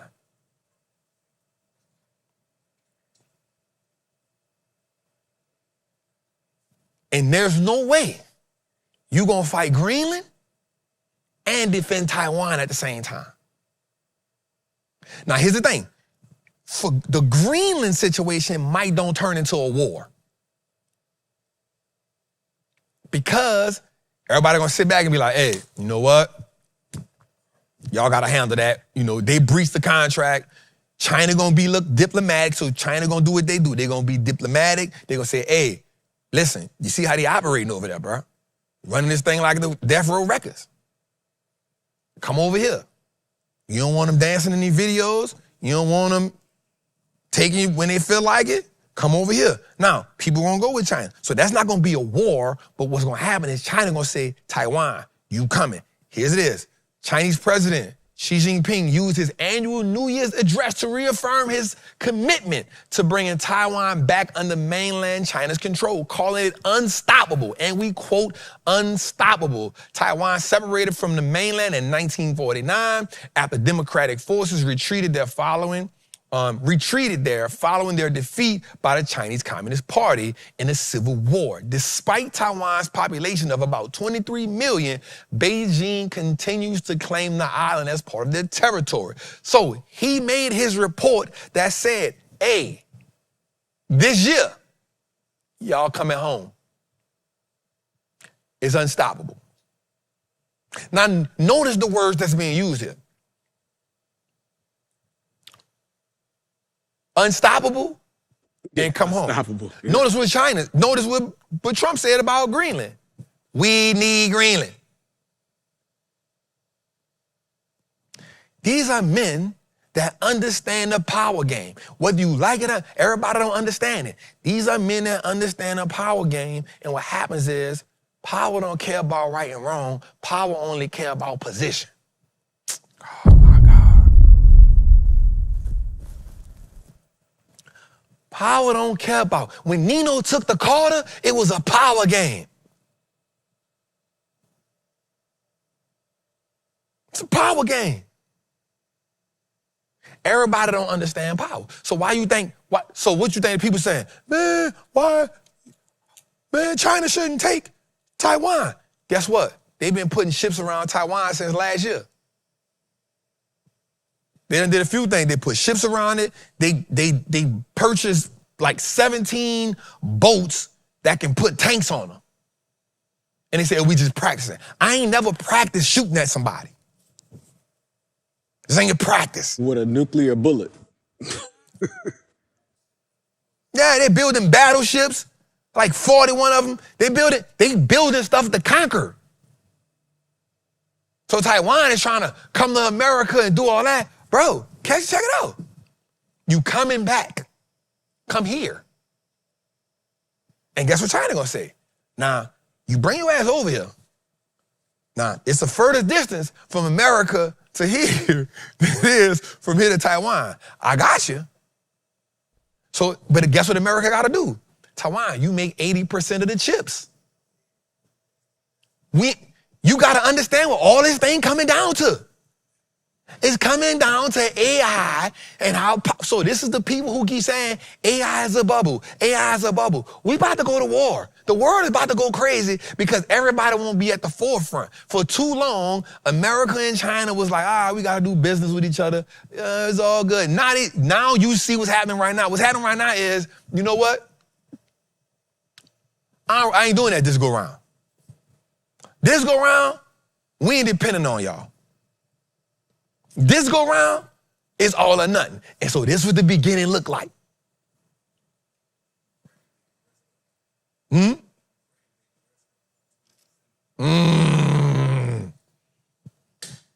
it. This the game, y'all. This is where we at.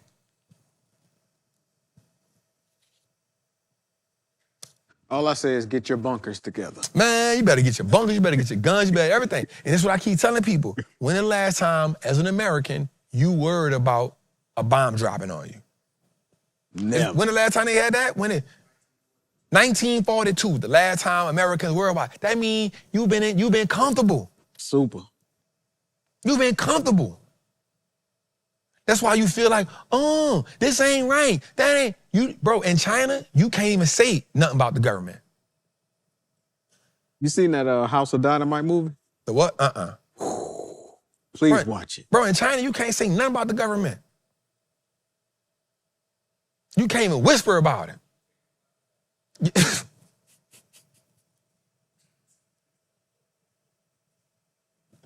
You can't say nothing. But you know what, Americans? We got everything to say. Oh, this ain't right. Guess what, China? You can't get on TikTok and start saying, go on TikTok and say something crazy about government if you want. Why? What happened? You know, guess what happened in America? Huh?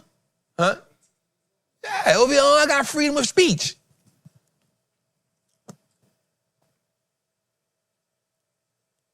But this is what's happening, y'all. Prepare.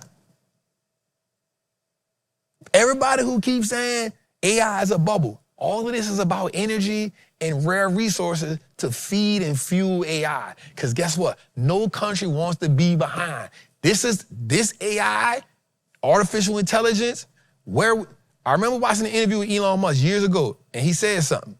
He said, we need to stop, but we not. Because once man get a taste of it, he gonna go all the way. We in that phase right now. We going all the way. But it's not just us. It's America. It's China. They going all the way. Because I remember in Trappin Anonymous a while back,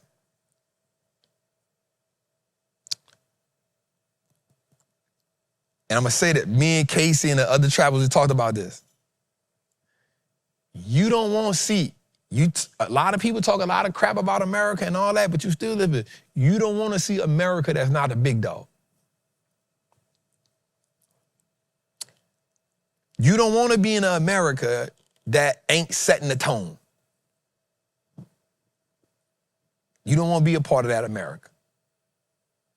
It's good to go visit China, but it's good to go visit Dubai and you come right back here.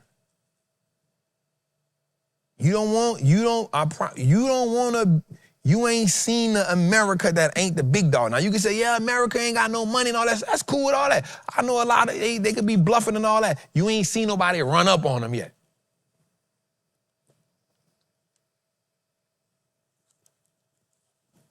Everybody be throwing a brick, hiding their hand.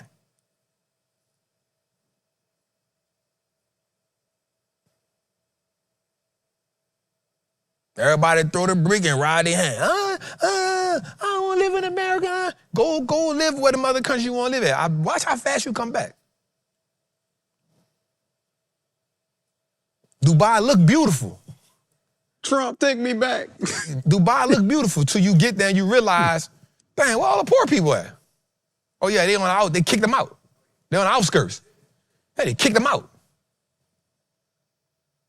The one where everybody be seeing, what's the boxing dude, the Saudi? Everybody, Your Highness. Guess why? Don't say that when you see him. His Majesty. You ain't seen nobody in Saudi Arabia say nothing bad about His Majesty. They ain't got on TikTok and said nothing bad about brother, they ain't said nothing bad about the Saudi Arabian prince. They ain't on TikTok and Instagram saying nothing bad about Saudi prince. See what happens to you. You feel me? You ain't on TikTok saying nothing bad about China. Guess what happened to you? But you in America, you get to talk about the government, and you get to say what you want to say. Oh, I got freedom of speech. Land of the free, home of the... Yeah, dead. Dead. 100%. All right, let's go a little further, man. We ain't gonna stay there. Let's go a little further. Where we at? Shout out to the 4,000 we touched in the chat. Shout out to 4,000 people in the chat. Let's go, man. Let's go, man. Where we at?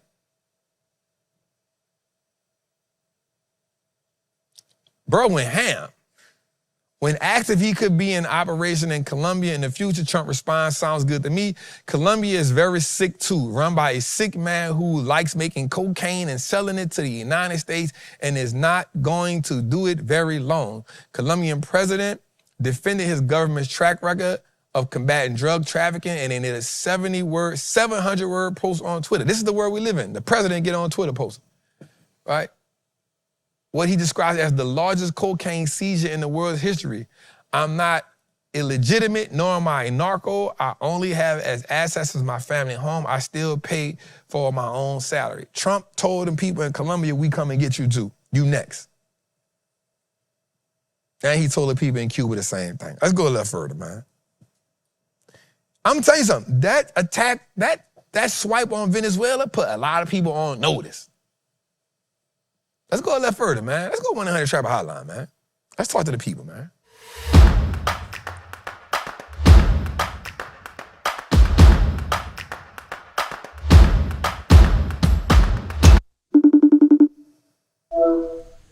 Happy New Year's, everybody. Trap, appreciate you, OG. Thank you for answering this question. Thank you for being a constant leader, man. Appreciate it. Jose, thanks for choosing me. And congratulations, man. Congratulations. What a beautiful video, brother. Could bring a tear to a glass eye. Anyway, so when evaluating cyclical exposure and sector rotation, how do you distinguish between a true catalyst that drives sustained capital flows versus a short-term narrative that only creates temporary volatility? So I'd like to know, how you separate the noise, how they separate the noise, and also what indicators I guess do you trust when identifying confirmation of capital relocation? Sorry if that sounds weird, but again, thank you for everything. Y'all stay blessed.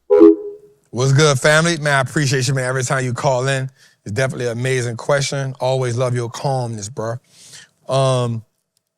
So when it comes to a catalyst, a long-term catalyst, I'm asking myself, does this have sustainability? Meaning, so when we look at, for instance, the seizure of Venezuelan oil, right? While there's a lot of noise around that, people are looking for the short-term spike in the moment. But there's a long-term play, but you need to see some other things go in motion.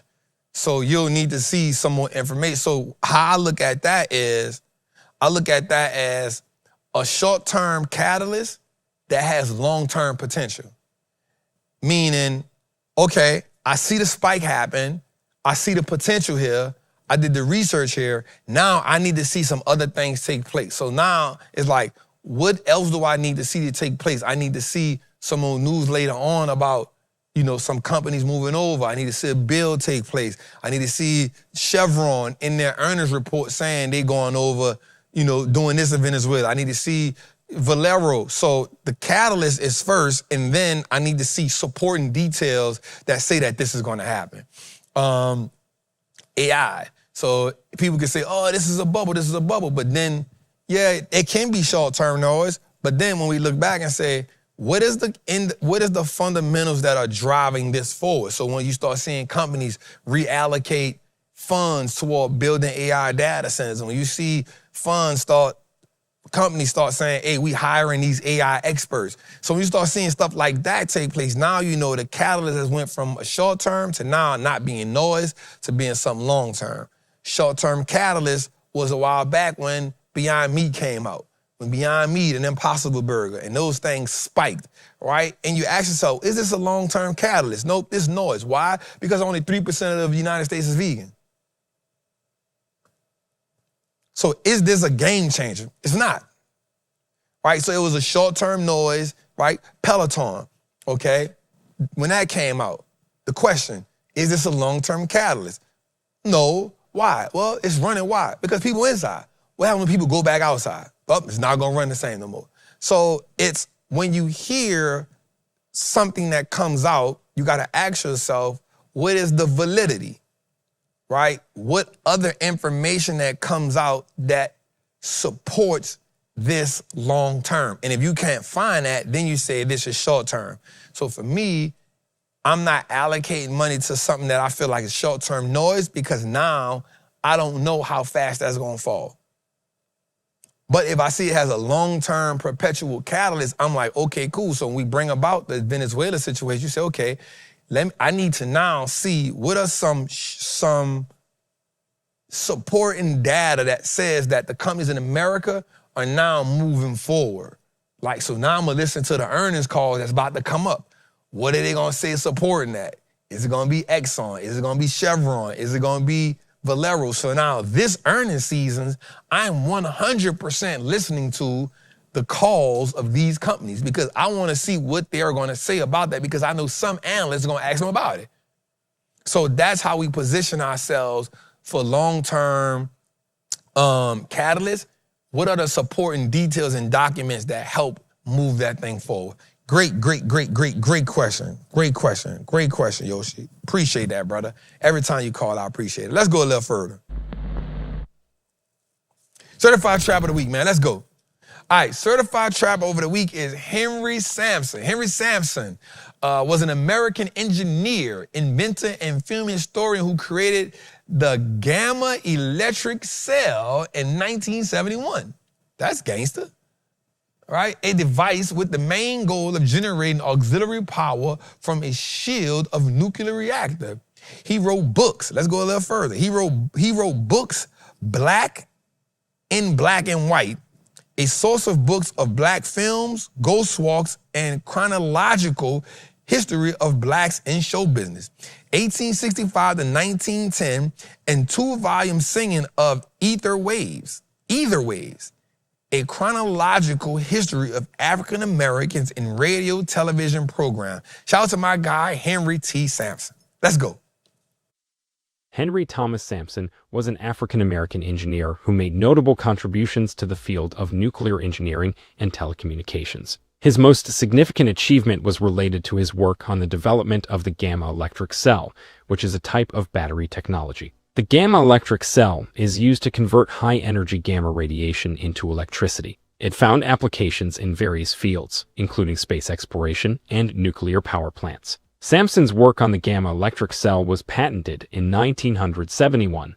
U.S. patent 3,591,860. While this technology has applications in telecommunications, it is not the same as the technology that underpins cell phones as we know them today. The development of modern cell phone technology involved the work of many inventors and researchers over the years. Key contributors include Martin Cooper, who made the first handheld mobile phone call in 1973 using a Motorola device, and advancements in cellular network infrastructure, such as the creation of cellular networks and the development of digital cellular technology. In summary, while Henry Thomas Sampson made important contributions to the field of telecommunications, particularly in the area of gamma electric cell technology, he is not the inventor of cell phone technology. The invention and development of cell phones were the result of collective efforts and innovations by numerous individuals and organizations over several decades.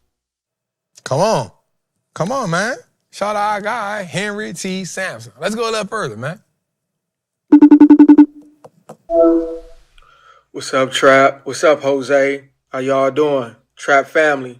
So my question was, I have multiple platforms for like separate trading. One, I got E-Trade for my options, Robinhood for ETFs, Charles Schwab for just stocks. Is that a good thing that I'm doing? Is that a bad thing? Or is it good because I'm not touching the money from other platforms to keep investing?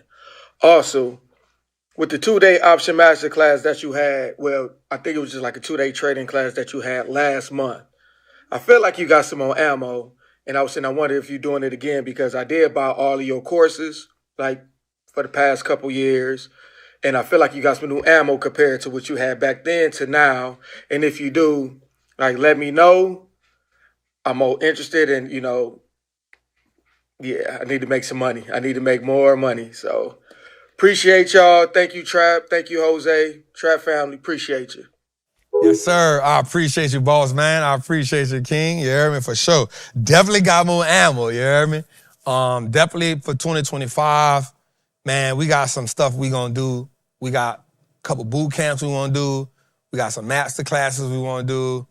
We got a 4-day challenge we wanna do. We bringing back, bringing the powerful portfolio back. That's the 2-day focused on how to build a strong portfolio. That we had a great turnout for that. When we did that at the old spot, a lot of people want to come back, so we're gonna bring the powerful portfolio back, and we definitely bringing the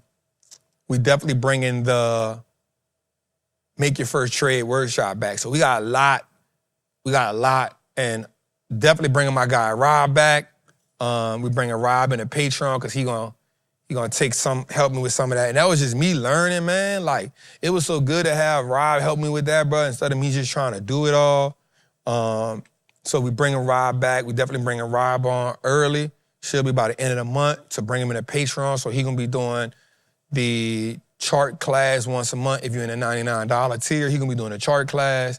I'll be doing the Q&A class, and then me and him together will be doing the trade audit. So you'll in the $99 tier, that's gonna be dope. Rob is actually really good at futures. That's what he dominate in. Even gonna bring a Sean in with the futures as well. So we're gonna be bringing some futures talk into the Patreon. So yeah, man, we definitely got some. And for us, man, it's just about the education. It's just about bringing people in.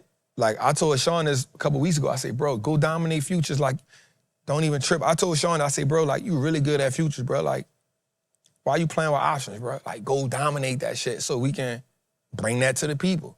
You know what I'm saying? He was like, bro, you know what? You're right. I watched him kill that shit. I said, bro, I watch you kill futures, and the only time you really lose money is when you're lost. Not saying he lose money all the time. Like, he make money in options, but his losses be in options. He be killing the futures market, but his losses be in, I was like, Sean, like, why you worrying about options, bro? Like, let me stick to that. Just go kill the futures market. You know what I'm saying? And I'm saying that not taking nothing from him. Like, if you strong somewhere, like, go dominate that so you can be the voice. You know what I'm saying? He was like, man, you right, dog. Like, I'm tripping. You know what I'm saying? So, yeah, we got, I don't do futures. Yeah, I do options. I like the options market. But yeah, so we definitely got some stuff coming. So back to you, King. So I don't mind you having E-Trade for the options, but I would rather you use Charles Schwab for the stocks and the ETFs. You don't need to have ETFs in one platform and stocks in another platform. You can have your ETFs and your stocks in one platform and do your trade in the E-Trade, because that's what I do. I got my E-Trade that has my option plays in the recession portfolio and stuff like that. And then I have all my stocks and stuff is in Charles Schwab. So I would definitely do that. You don't need to have ETFs in one thing and then stocks. Oh, you can put it in Robinhood, whatever you want to put it. I'm not just saying I use Charles Schwab. I would rather you have the ETFs and the stocks in one platform and then do your options in E-Trade and then start your Roth IRA and have that in one of those platforms as well. I would probably go out to the Charles Schwab. So that's how I would set it up. Like, you don't need to have a platform for options, stocks, and ETFs. I don't think you need to do that. So, yep, that's what I think. And yep, we do got some more stuff coming, man. Some really good stuff. So, look forward to that. Let's get to it, man. All right, so the Billionaire Cousin Showdown. AMD talks scale. NVIDIA talks super robots. AMD CEO Lisa Su says she expects 5 billion people to be using AI daily within 5 years. NVIDIA CEO Jensen Huang just said Caterpillar is making the biggest robots ever. Remember, they had the tech conference this weekend, and so they really went in. And you know they are first cousins. Huh? How many people in the world? 8 billion. 5 billion. That's 75% of the world. That's it. Let's go a little further. And the Rubin GPU. Vera and Rubin are co-designed from the start. Then, 17,000 components come together on a Vera Rubin compute board. High-speed robots place components with micron precision before the Vera CPU and 2 Rubin GPUs complete the assembly. Capable of delivering 100 petaflops of AI, 5 times that of its predecessor. AI needs data, fast. Connect X9 delivers 1.6 terabits per second of scale-out bandwidth to each GPU. Bluefield 4 DPU offloads storage and security, so compute stays fully focused on AI. The Vera Rubin compute tray, completely redesigned with no cables, hoses, or fans. Featuring a Bluefield 4 DPU, 8 Connect X9 NICs, 2 Vera CPUs, and 4 Rubin GPUs. The compute building block of the Vera Rubin AI supercomputer. Next, the 6th generation NVLink switch. Moving more data than the global internet, connecting 18 compute nodes, scaling up to 72 Rubin GPUs, operating as one. Then, Spectrum X Ethernet Photonics. The world's first Ethernet switch with 512 lanes and 200 gigabit capable co-packaged optics scale out thousands of racks into an AI factory. 15,000 engineer years since design began, the first Vera Rubin NVL72 rack comes online. 6 breakthrough chips, 18 compute trays, 9 NVLink switch trays, 220 trillion transistors, weighing nearly 2 tons. One giant leap to the next frontier of AI. Rubin is here. This is a Rubin pod, 1,152 GPUs in 16 racks. Each one of the racks, as you know, has 72 Vera Rubin, or 72 Rubins. Each one of the Rubins is 2 actual GPU dies connected together. I'm going to show it to you. But there are several things that, well, I'll tell you later. I can't tell you everything right away. Well, we designed 6 different chips. First of all, we have a rule. Hey, The two robots down there with them.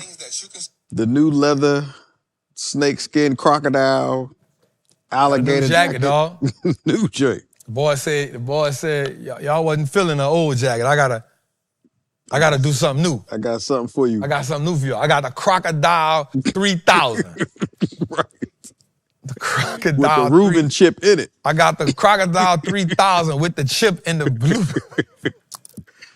Oh, man. I'm going to say something, bro. This dude is brilliant, bro. But here's the thing about that, bro. Like, are people buying them? I get it. But where the sales at, Jensen? Where the sales at? So let's go a little further. NVIDIA shifts into driving. This is the one that caught me off guard. Jensen Huang said NVIDIA will roll out its first mass market vehicle using the company's end-to-end autonomous driving stack in the US in early 2026.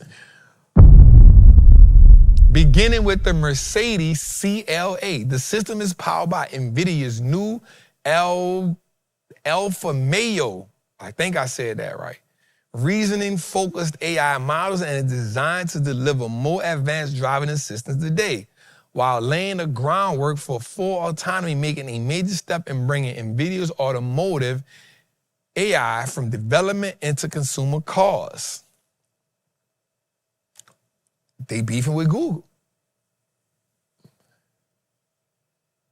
Now you talk about getting into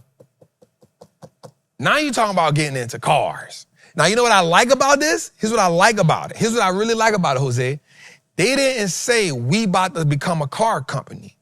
We gonna partner with a great car company. I like that. That's how you play the game. So you know what Apple kept failing at? They were trying to create an Apple car. Instead of just going partner with somebody that's struggling and say, yo, let's partner and this becomes the Apple car under your brand. Come on, man. I can run a company, man. Like Waymo said, we're going to get with them Jaguars. Come on. Come on. And then they ain't going to get no any car. They went got their Mercedes. Come on, that's the hood rich finest. Come on, man. Every D-boy wanted 500. Come on. Come on. Now tell me what kind of nigga bling blind ya. I'm only 14. I'm a big. You don't know about that, Jose. I said no. Come on, brother. You don't know about that. You don't know about that. I said no. Come on, man. No, I don't. Maryland, man. Man. Come on, man. Bitch hit in the back talking about that's cash money. Come on, man. Come on, man.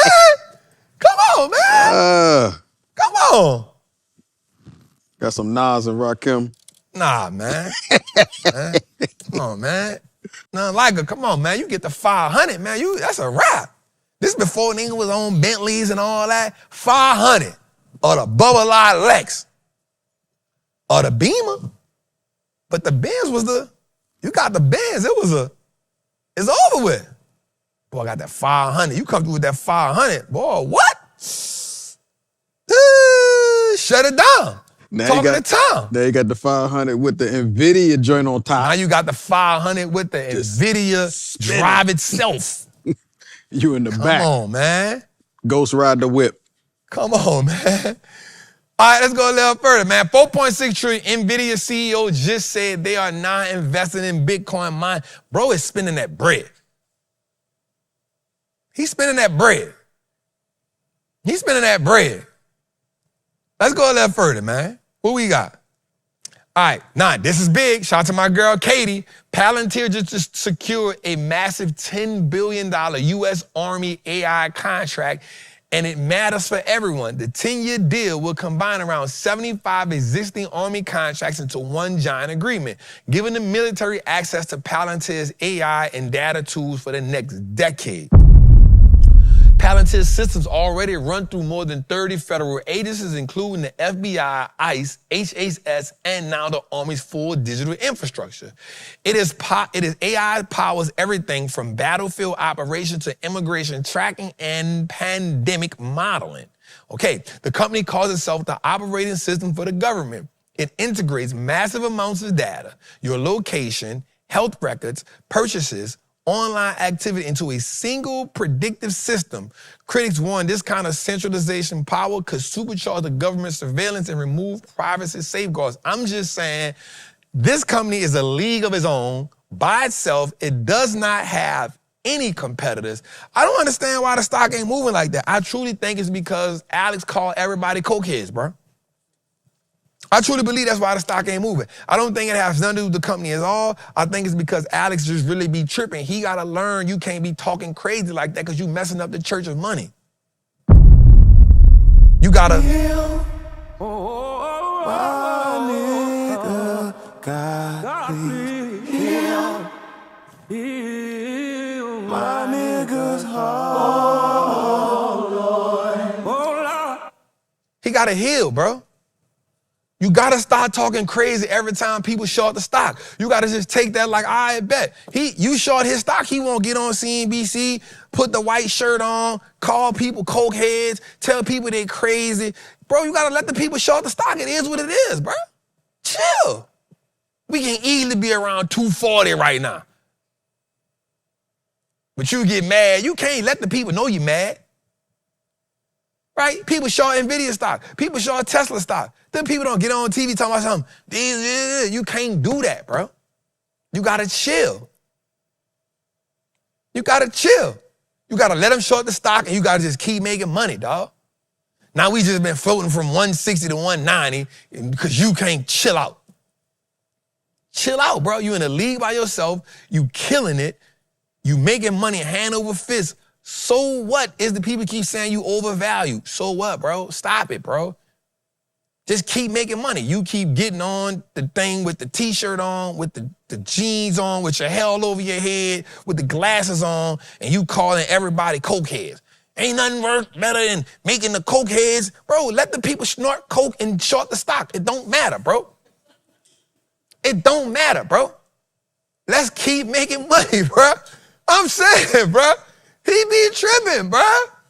He get pissed off when people say they short. He go to calling people idiots. Bro, stop being an angry black person, bro. Go, let's run a bag up, bro.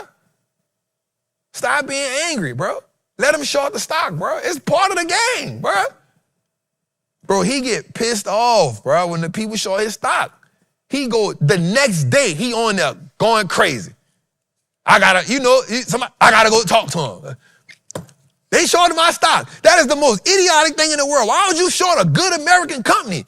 You're an idiot. Bro, shut up. Keep running the bag up, bro. You went from $4 to $7 to $47 to $200 in a 1 year time span, bro. Let's get to the bag, bro. Let's get to the bag, bruh. Relax. It's part of the game. Bruh, he needs some magnesium.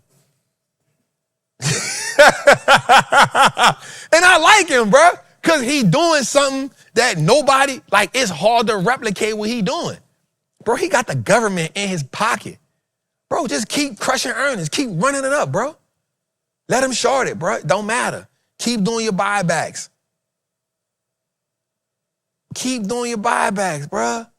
Let them folks do what they're going to do, bro. Let's go a little further, man. Somebody let me talk to Alex, man. Get Alex on the phone, man. Amazon finally joins the AI chat race. Amazon is launching the Alexa.com website that allows some users to chat with an AI assistant via their web browser. This website will put Amazon's service more in line with popular AI services. Amazon stock did amazing today. I'm telling you. Let's go a little further, man. I like Amazon. I think Amazon would definitely do better this year than I think it'll do double digits for sure this year, bro. 100%. Let's go a little further, man. Hey, what's going on? Happy Tuesday, Trap family. It's your girl Stony here. So, what's up, Trap? What's up, Jose? Thank you for taking my call. So, my question for y'all is, or for you, Trap, is, do you use the FVG when you are executing plays or opportunities in the market? If so, let me back up. For those of y'all that don't know what a FVG is, it's a fair value gap. Now, if you do use the FVG trap, how do you go about identifying the proper one to use when you are executing whatever play? What makes it look attractive for you? And until next time, happy trapping. Happy Tuesday, y'all. Salute.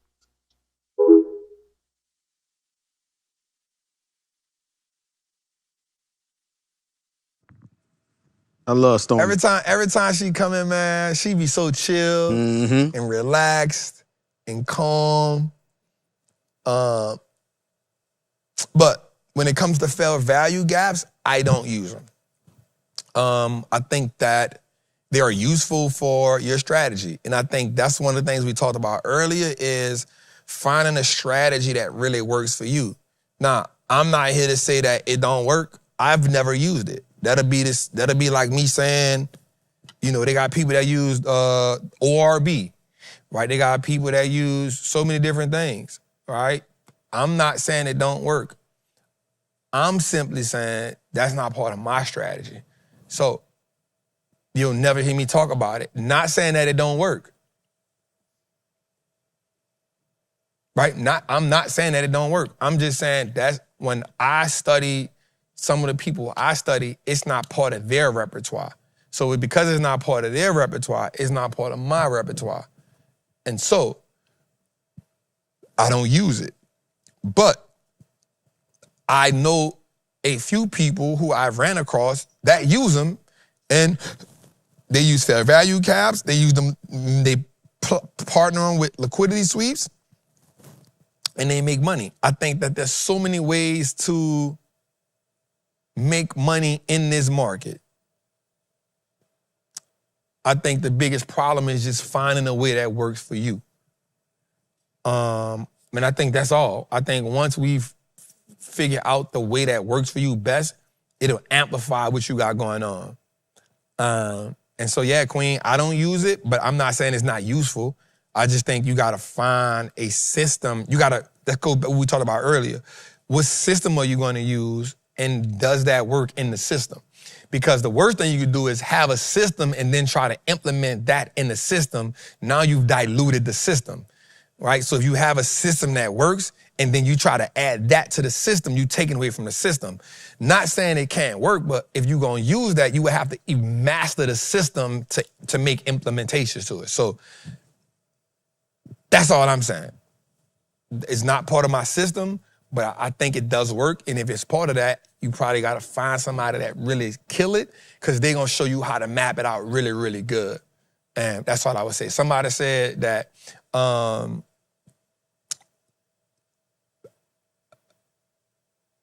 Palantir's PE ratio is higher than Tesla's. Of course it is. But here's the thing. When you look at a company with growth, that's not the highest PE ratio that has ever been. That's not the highest PE ratio that's ever hit the market before. Amazon PE ratio, when it was back, was crazy. Go look at what Tesla's PE ratio was early on in the game. Go look at it when it was early on in the game. High growth companies will have higher PE ratios. That's the price you pay. And it's simply saying you're paying $1, you're paying this much for $1 of a company's earnings. So if you go look at Palantir, you can be like, oh, I've seen this a million times. Like, I'm telling you, go look at Tesla when Kathy Woods was really, really crazy about it. Man, PE ratio was 900. You know what I'm saying? 1,000.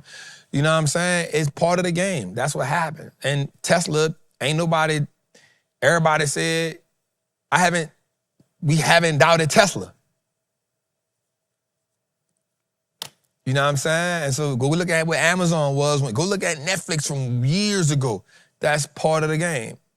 It's part of the game. So, yeah. Let's go a little further, man. All right, so this is interesting, man. So we got to say that the OG has stepped down, man. We were no longer, one of my biggest regrets in life is I had 4 years to go to a Berkshire Hathaway meeting and I didn't go. I had 4 years. 4 years. And every year I said I was going to go, and I didn't go. One of my biggest regrets is not going, because I've owned Berkshire. I bought the Berkshire just so I can go.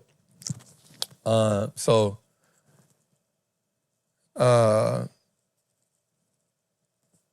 same thing with forward PE. Go look at their forward PE. Go look at Tesla's forward PE from there too, and look at Tesla's forward PE from years ago. And same thing, skyrocketed. So it happens, man. It happens, man. That don't bother me, man. We get caught up into that. Anyway, I had 4 years, man, to go to that, man. 4 years, man. I never went, man. And I'm kind of pissed off about that, man. I could have went seen the GOAT, man. But let's look at it, man. America has changed since Buffett was the CEO. Think about this. Berkshire Hathaway shares were $19 in 1965. They said, I remember a quote on this. It said that Berkshire Hathaway created more millionaires than any other company in the market.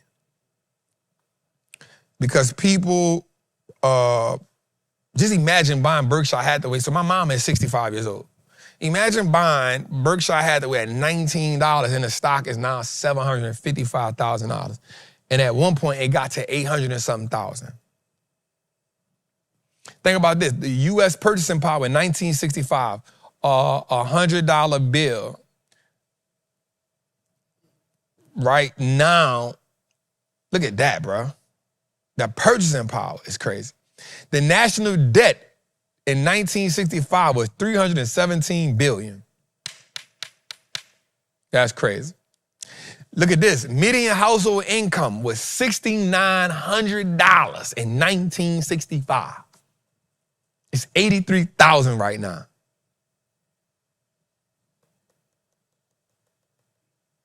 Explain national debt. So it's just a typo. So in 2025, the national debt right now is $38 trillion.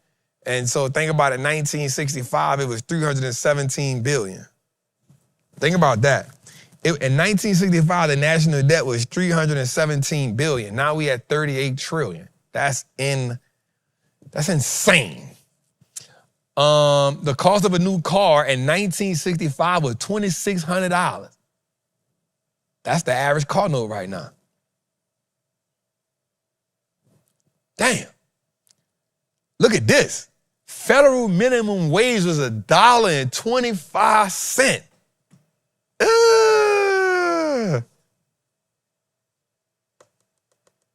Can't lie, much ain't changed. Huh? It ain't much to change. The one thing that ain't gonna change.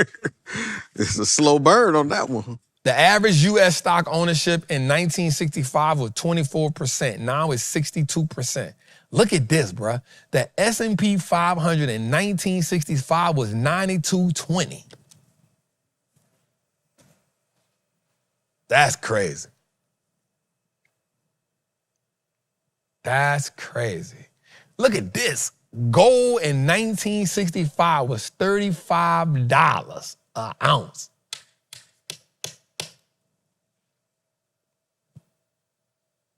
Now I'm gonna show y'all two things on here that's crazy. Federal minimum wage was $1.25 an hour. Watch this. But look at the CEO compensation from 20-1 to 632-1. Compared to minimum wage going from $1.25 to $7.25. That's insane. That's insane. That's insane. That's insane.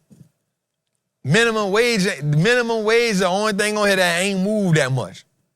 Everything else went fall.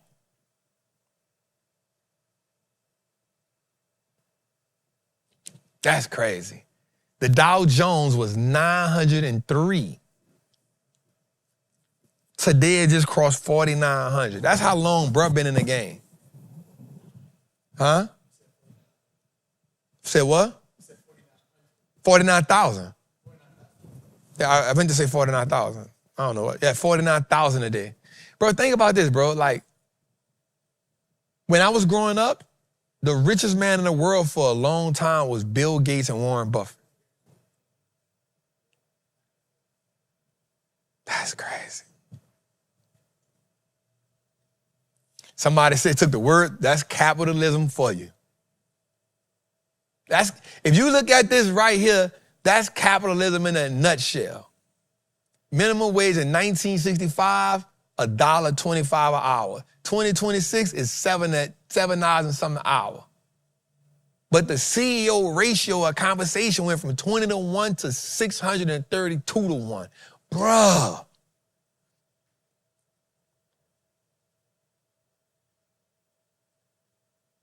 Let's go a little further, Jose. All right.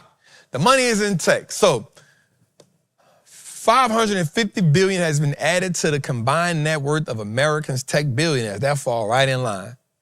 The net worth of the top 10 U.S. tech founders is $1.9 trillion. That's crazy. To start 2025, it was $1.9 trillion. Then in 2025, as of Christmas, it was $2.5 trillion, bro. That's a lot of money, bro. And that's why this year we got to focus on getting our bag up. We don't got to ask for permission, y'all. So when people be saying, man, the system broke. Nope, it's working exactly how it was designed. So you can't never ask the system you can't never expect a system that wasn't designed for you to be fair to you. You can't never expect a bank that wasn't designed to protect your money to save you money. But you can use the stock market that was designed to make people wealthy, make you wealthy. I don't have nothing against people working jobs. But here's what I do know. You're going to have to find a way to make that money work 3 times as hard for you as you work for it. And that's why we love the market. That's why we love investing. That's why we love trading. It's not about trying to get rich tomorrow. It's about how do I day by day eat away. Let me rephrase that. How do I day by day buy back my time, buy back my freedom, and eat away and break the chains of financial exhaustion? How do we get the financial retribution that we need? We saw it. From 1961 to 2026, minimum wage only went up $5, $6. But CEO compensation went from 20 to 1 to 620 to 1. That means they make $632 before you to your $1 on average. On average, the average CEO makes $632 to your $1.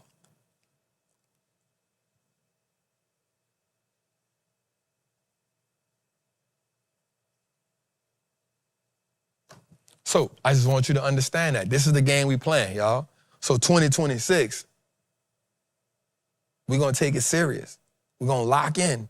We're going to focus on one strategy all year and maximize on it.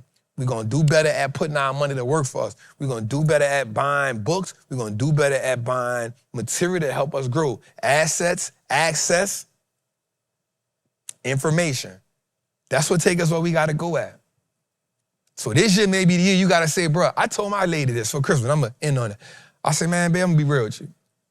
This year, let's lock all the way in, man. We ain't got to do all them trips and all that this year. Let's lock in. Let's build my business. Let's build your business. Let's invest heavy. Let's try to buy some laundromats. Let's go heavy. If we miss a year on taking trips, guess what? Yo, like, it's okay. Let's lock in. Let's lock all the way in this year. Let's put up some money and say, yo, every month we invest in this. We had a real talk for like an hour and a half. Like, let's really get finance. Whatever I could do to help you get how we got to go at, let's go. But I ain't tripping on taking no trips. Cause she was like, babe, I want to take, her Christmas present for me was she wanted to go to Switzerland. She like, I'm gonna get, I said, man, we don't gotta do that, man. Let's lock in. Let's lock in this year. Like, let's lock in. I won't lock in so much people think we broke up. Real talk. I said, I won't lock in this much. I want people to think we broke up. Just from the point of It ain't even much about us posting what it's about, yo, let's lock in to do something now so later we can make sure we live the way most people can. So if we gonna plan on being together with each other for a long time, like let's lock in right now so that I'm 43, you know your age, you don't ever say a woman age, but 10 years from now, we look back and say, bro, that was the best year lock-in that we ever did because that positioned us to now, when you get 55, Trap, and I'm whatever, like we good. Like we never supposed to thinking that we so spoiled with what we got right now that this can't ever go away. Right? Because we see they're playing the power game. And that affects us, whether we realize it or acknowledge it or not. The game that they playing does affect us. It affects us in every which way. And so when people be saying, man, Trap, you want to put it, I ain't part of no 1%. I don't care what them numbers say. I don't care what the data said. If you make this, because that's vanity. If you make $1 million, you make this, you part of the 1%. Man, I ain't sitting on 300 million. I ain't sitting on 2. So the couple wrong things go wrong in the economy, guess what? We back to square one. If you don't handle it right. And so what I'm saying is, bro, let's lock in so much with our money, with our health, with our investing, with our relationship with God, with our relationships with people. Let's lock in so much to where we can sit back and say, yo, we have built the life that we can say, you know what, we good. We can live off them investments. And it's not just us, it's, the kids that we create, our parents, you know what I'm saying? Because when you really serious about building wealth and you really serious about your freedom, then you have an obligatory duty to show the people around you how to do it as well. What did God tell Joshua? Hey, I know you got all of this, but guess what? You can't get this until your brothers who over there, till they got it too. That's when you can go get this. And I take that responsibility on. It ain't about being flossy. It ain't about, oh, I'm the best this. It ain't about that. Yo, like if I can get, if I can keep helping people reach freedom, if I can keep people saying, yo, I believe in this market, man. If I can keep and showing people like, yo, bro, I believe in this market. I believe I can trade. I can set my kid up. I can set my wife up. I can set my mom up. That's my goal, man. I don't care about me making no more millions and none of that. I don't care about it. It don't matter. It's vanity. That's vanity. I'm 43, bro. I done survived being shot. I done been shot at. I done been shot. I done been in prison. Yes, I made some money. I made some millions. Guess what I realized? None of that shit don't make you fulfilled at all. That shit is vanity. It don't give you fulfillment. Yeah, what's the purpose of me saying I made millions of dollars to people who ain't made their first million yet? And then we use it as motivation. I'm just trying to motivate my people. Motivate them by helping them make $1 million. I don't never gotta tell you I made $1 million, but if I can help you make $1 million, you gonna say somebody help me make $1 million. So me saying I made $1 million ain't as powerful as you saying I've made $1 million by working with bruh. That's more powerful.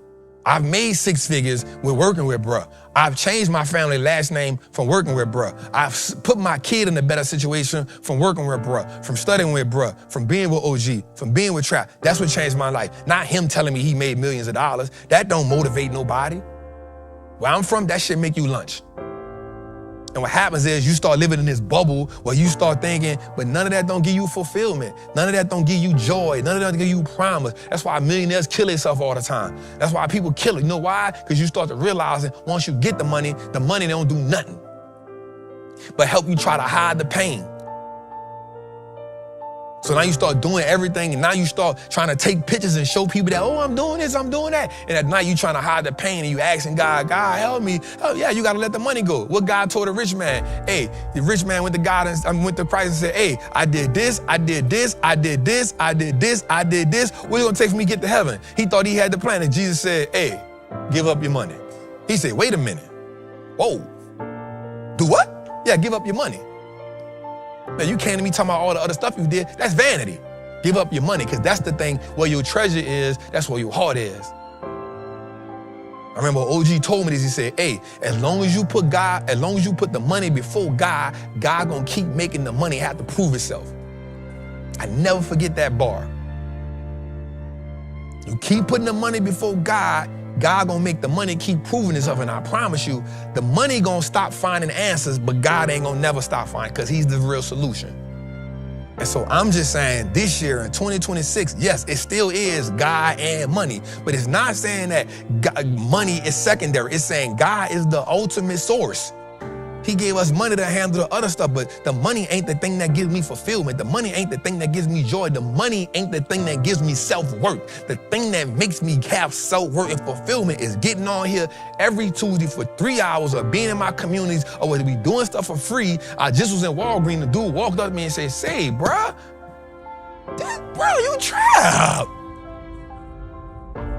First thing he did to me, "Hey, bro, look at my portfolio, dog." That's fulfillment right there. That's fulfillment for me. So you ain't gonna see me trying to compete with nobody about who the best trader is, bro. Y'all can have that shit. I don't care about it. How do we impact the most lives? How do I help people see themselves and see their family and believe in the market in a way that they didn't believe it before? How do I help people realize that they worthy of actually making money in the game? Because one of the things that we don't have when we come from where we come from, we don't even must be believing that we worth making the money. We come up with excuses. Oh, they got money because of this. Oh, they got stuff because of this. And then what happens is we start criticizing people for believing like that. But that self-doubt was installed in them from an early age because you don't even have a self-worth. You don't even think you're worthy of $1 million. You say it. What you want $1 million? How you gonna get that? I don't know. Because the tongue will say the things that tantalize and make us feel good, but what's in the heart is what the true meaning is. And so if you say, Trap, I want to make $1 million, and then I say, how? And you be like, well, I don't know. You really don't want to make $1 million. You're just trying to sell yourself on a belief. You're trying to sell yourself on something that you really don't believe. So I ain't trying to talk yourself into it. But if I say to myself, bro, I want financial freedom and I want to invest my way there, $1 million become the byproduct of that, because everybody's freedom don't cost $1 million. You let somebody else tell you the $1 million was the goal. And so now you trying to chase somebody else's financial goal. And I promise you, you're going to fail every time you try to chase a goal that ain't yours. You're going to fail. So $1 million may not be your goal. You may need a hot $500K that's going to set you straight, because why? That pay your bills, that makes you good. You can sleep good at night. So everybody's financial goals is different. But you ain't going to learn that until you start reaching certain amounts of money. Until you real with yourself. We live in a world that made everybody believe that you got to be somebody say, nah, Trap, you gonna be a trillionaire, bro. I ain't never said I want to be no trillionaire. That ain't never come out of my mouth. I want to be able to take care of my daughter. I want to be able to take care of my mom. I want to be able to take care of my wife. I want to be able to take care of my children. I want to make sure my family working with this business so we can build it and grow it. And we say, yo, we impacting people. We doing our part. So when I die and they die, they can say, yep, our enterprise did this for the people. Ain't about being in competition with nobody. How do we be in purpose? Ain't no competition, it's purpose. It's purpose.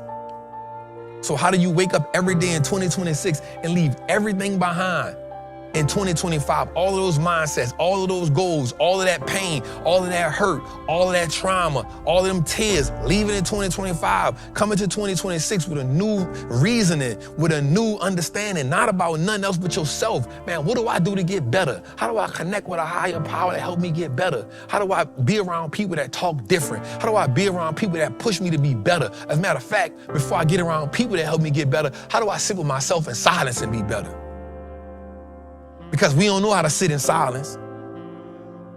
Because when you sit in silence, your brain's telling you all the stuff that you're scared of and all the stuff you're running from. How do I stop running from myself? How do I stop running from my own thoughts? How do I stop running from my own fears? How do I start running from my own pain? Some of y'all just need to go to therapy this year. That's the goal. How do I go to therapy and stay in it every week? How do I go to therapy? That's your goal this year. Go to therapy. That's your goal. We'll work on the money next year. Just go to therapy this year so you get healed. So you can deal with the trauma. How can I tell you that? Because I had to go to trauma. I had to talk to my therapist, yo. I had to tell my therapist, I say, man, you know what? I never dealt with what it felt like for me to shoot that man. I never dealt with and talked about how did I feel for shooting a man 6 times and going to prison for that 16, because where I come from made me feel like that was a way of life. How do I feel at 16 being in prison? She said, how do you feel? I said, you know what? I was scared as shit. From 16 to 18, every day I woke up, I was scared as hell because I was a little boy in a goddamn old Paris prison. And if you know anything about New Orleans, that prison is treacherous. I was 16, ain't no juvenile jail. And I had to learn, and I just kept telling myself, you gotta fight for it. You gotta fight for it. So every day I woke up with, you gotta fight for it. So there's certain things that you living with you're not gonna be able to attain money because you got certain things that you keep dealing with that's blocking you from seeing how to get the money. That's why I told you trading is gonna expose who you are. Whatever your belief system is gonna expose it. So the reason why you can't be good at trading is because you got so much trauma inside you from so many different things, you can't focus. Everything triggers the trauma. And the only way you get past the trauma that's triggering you is to face it head on, and all you good at is running. So in 2026, man, we sit at the table and we say, hey, what's necessary for me to get better? How do I get better? How do I evolve? How do I be a better father? How to be a better husband? How to be a better friend? How to be a better brother? How to be a better cousin? How to be a better CEO? How do I just be a better listening ear? How do I fix my face when people talking to me that when I don't agree with something? How do I work on that? That's the things that make us better.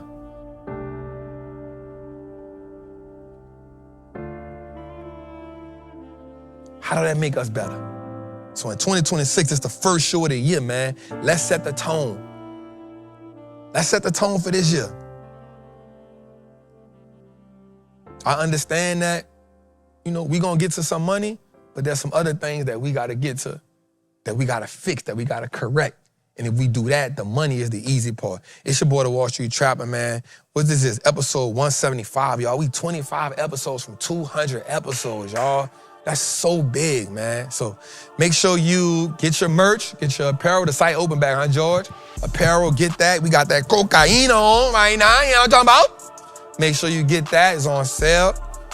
Make sure you come join the Patreon at Trappers Anonymous. We got some dope stuff going. The way we structuring things right now. My people in Trappers Anonymous, my admin team, my lieutenants, I want to have a talk with y'all so we can really see how we can structure that group and bring them more insight, more value. So I appreciate my team for that.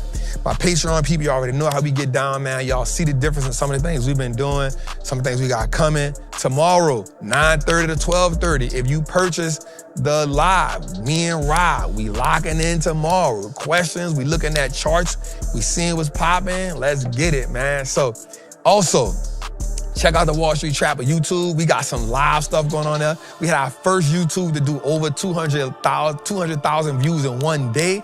I love it. So see if we can get that to 1 million. I would love that.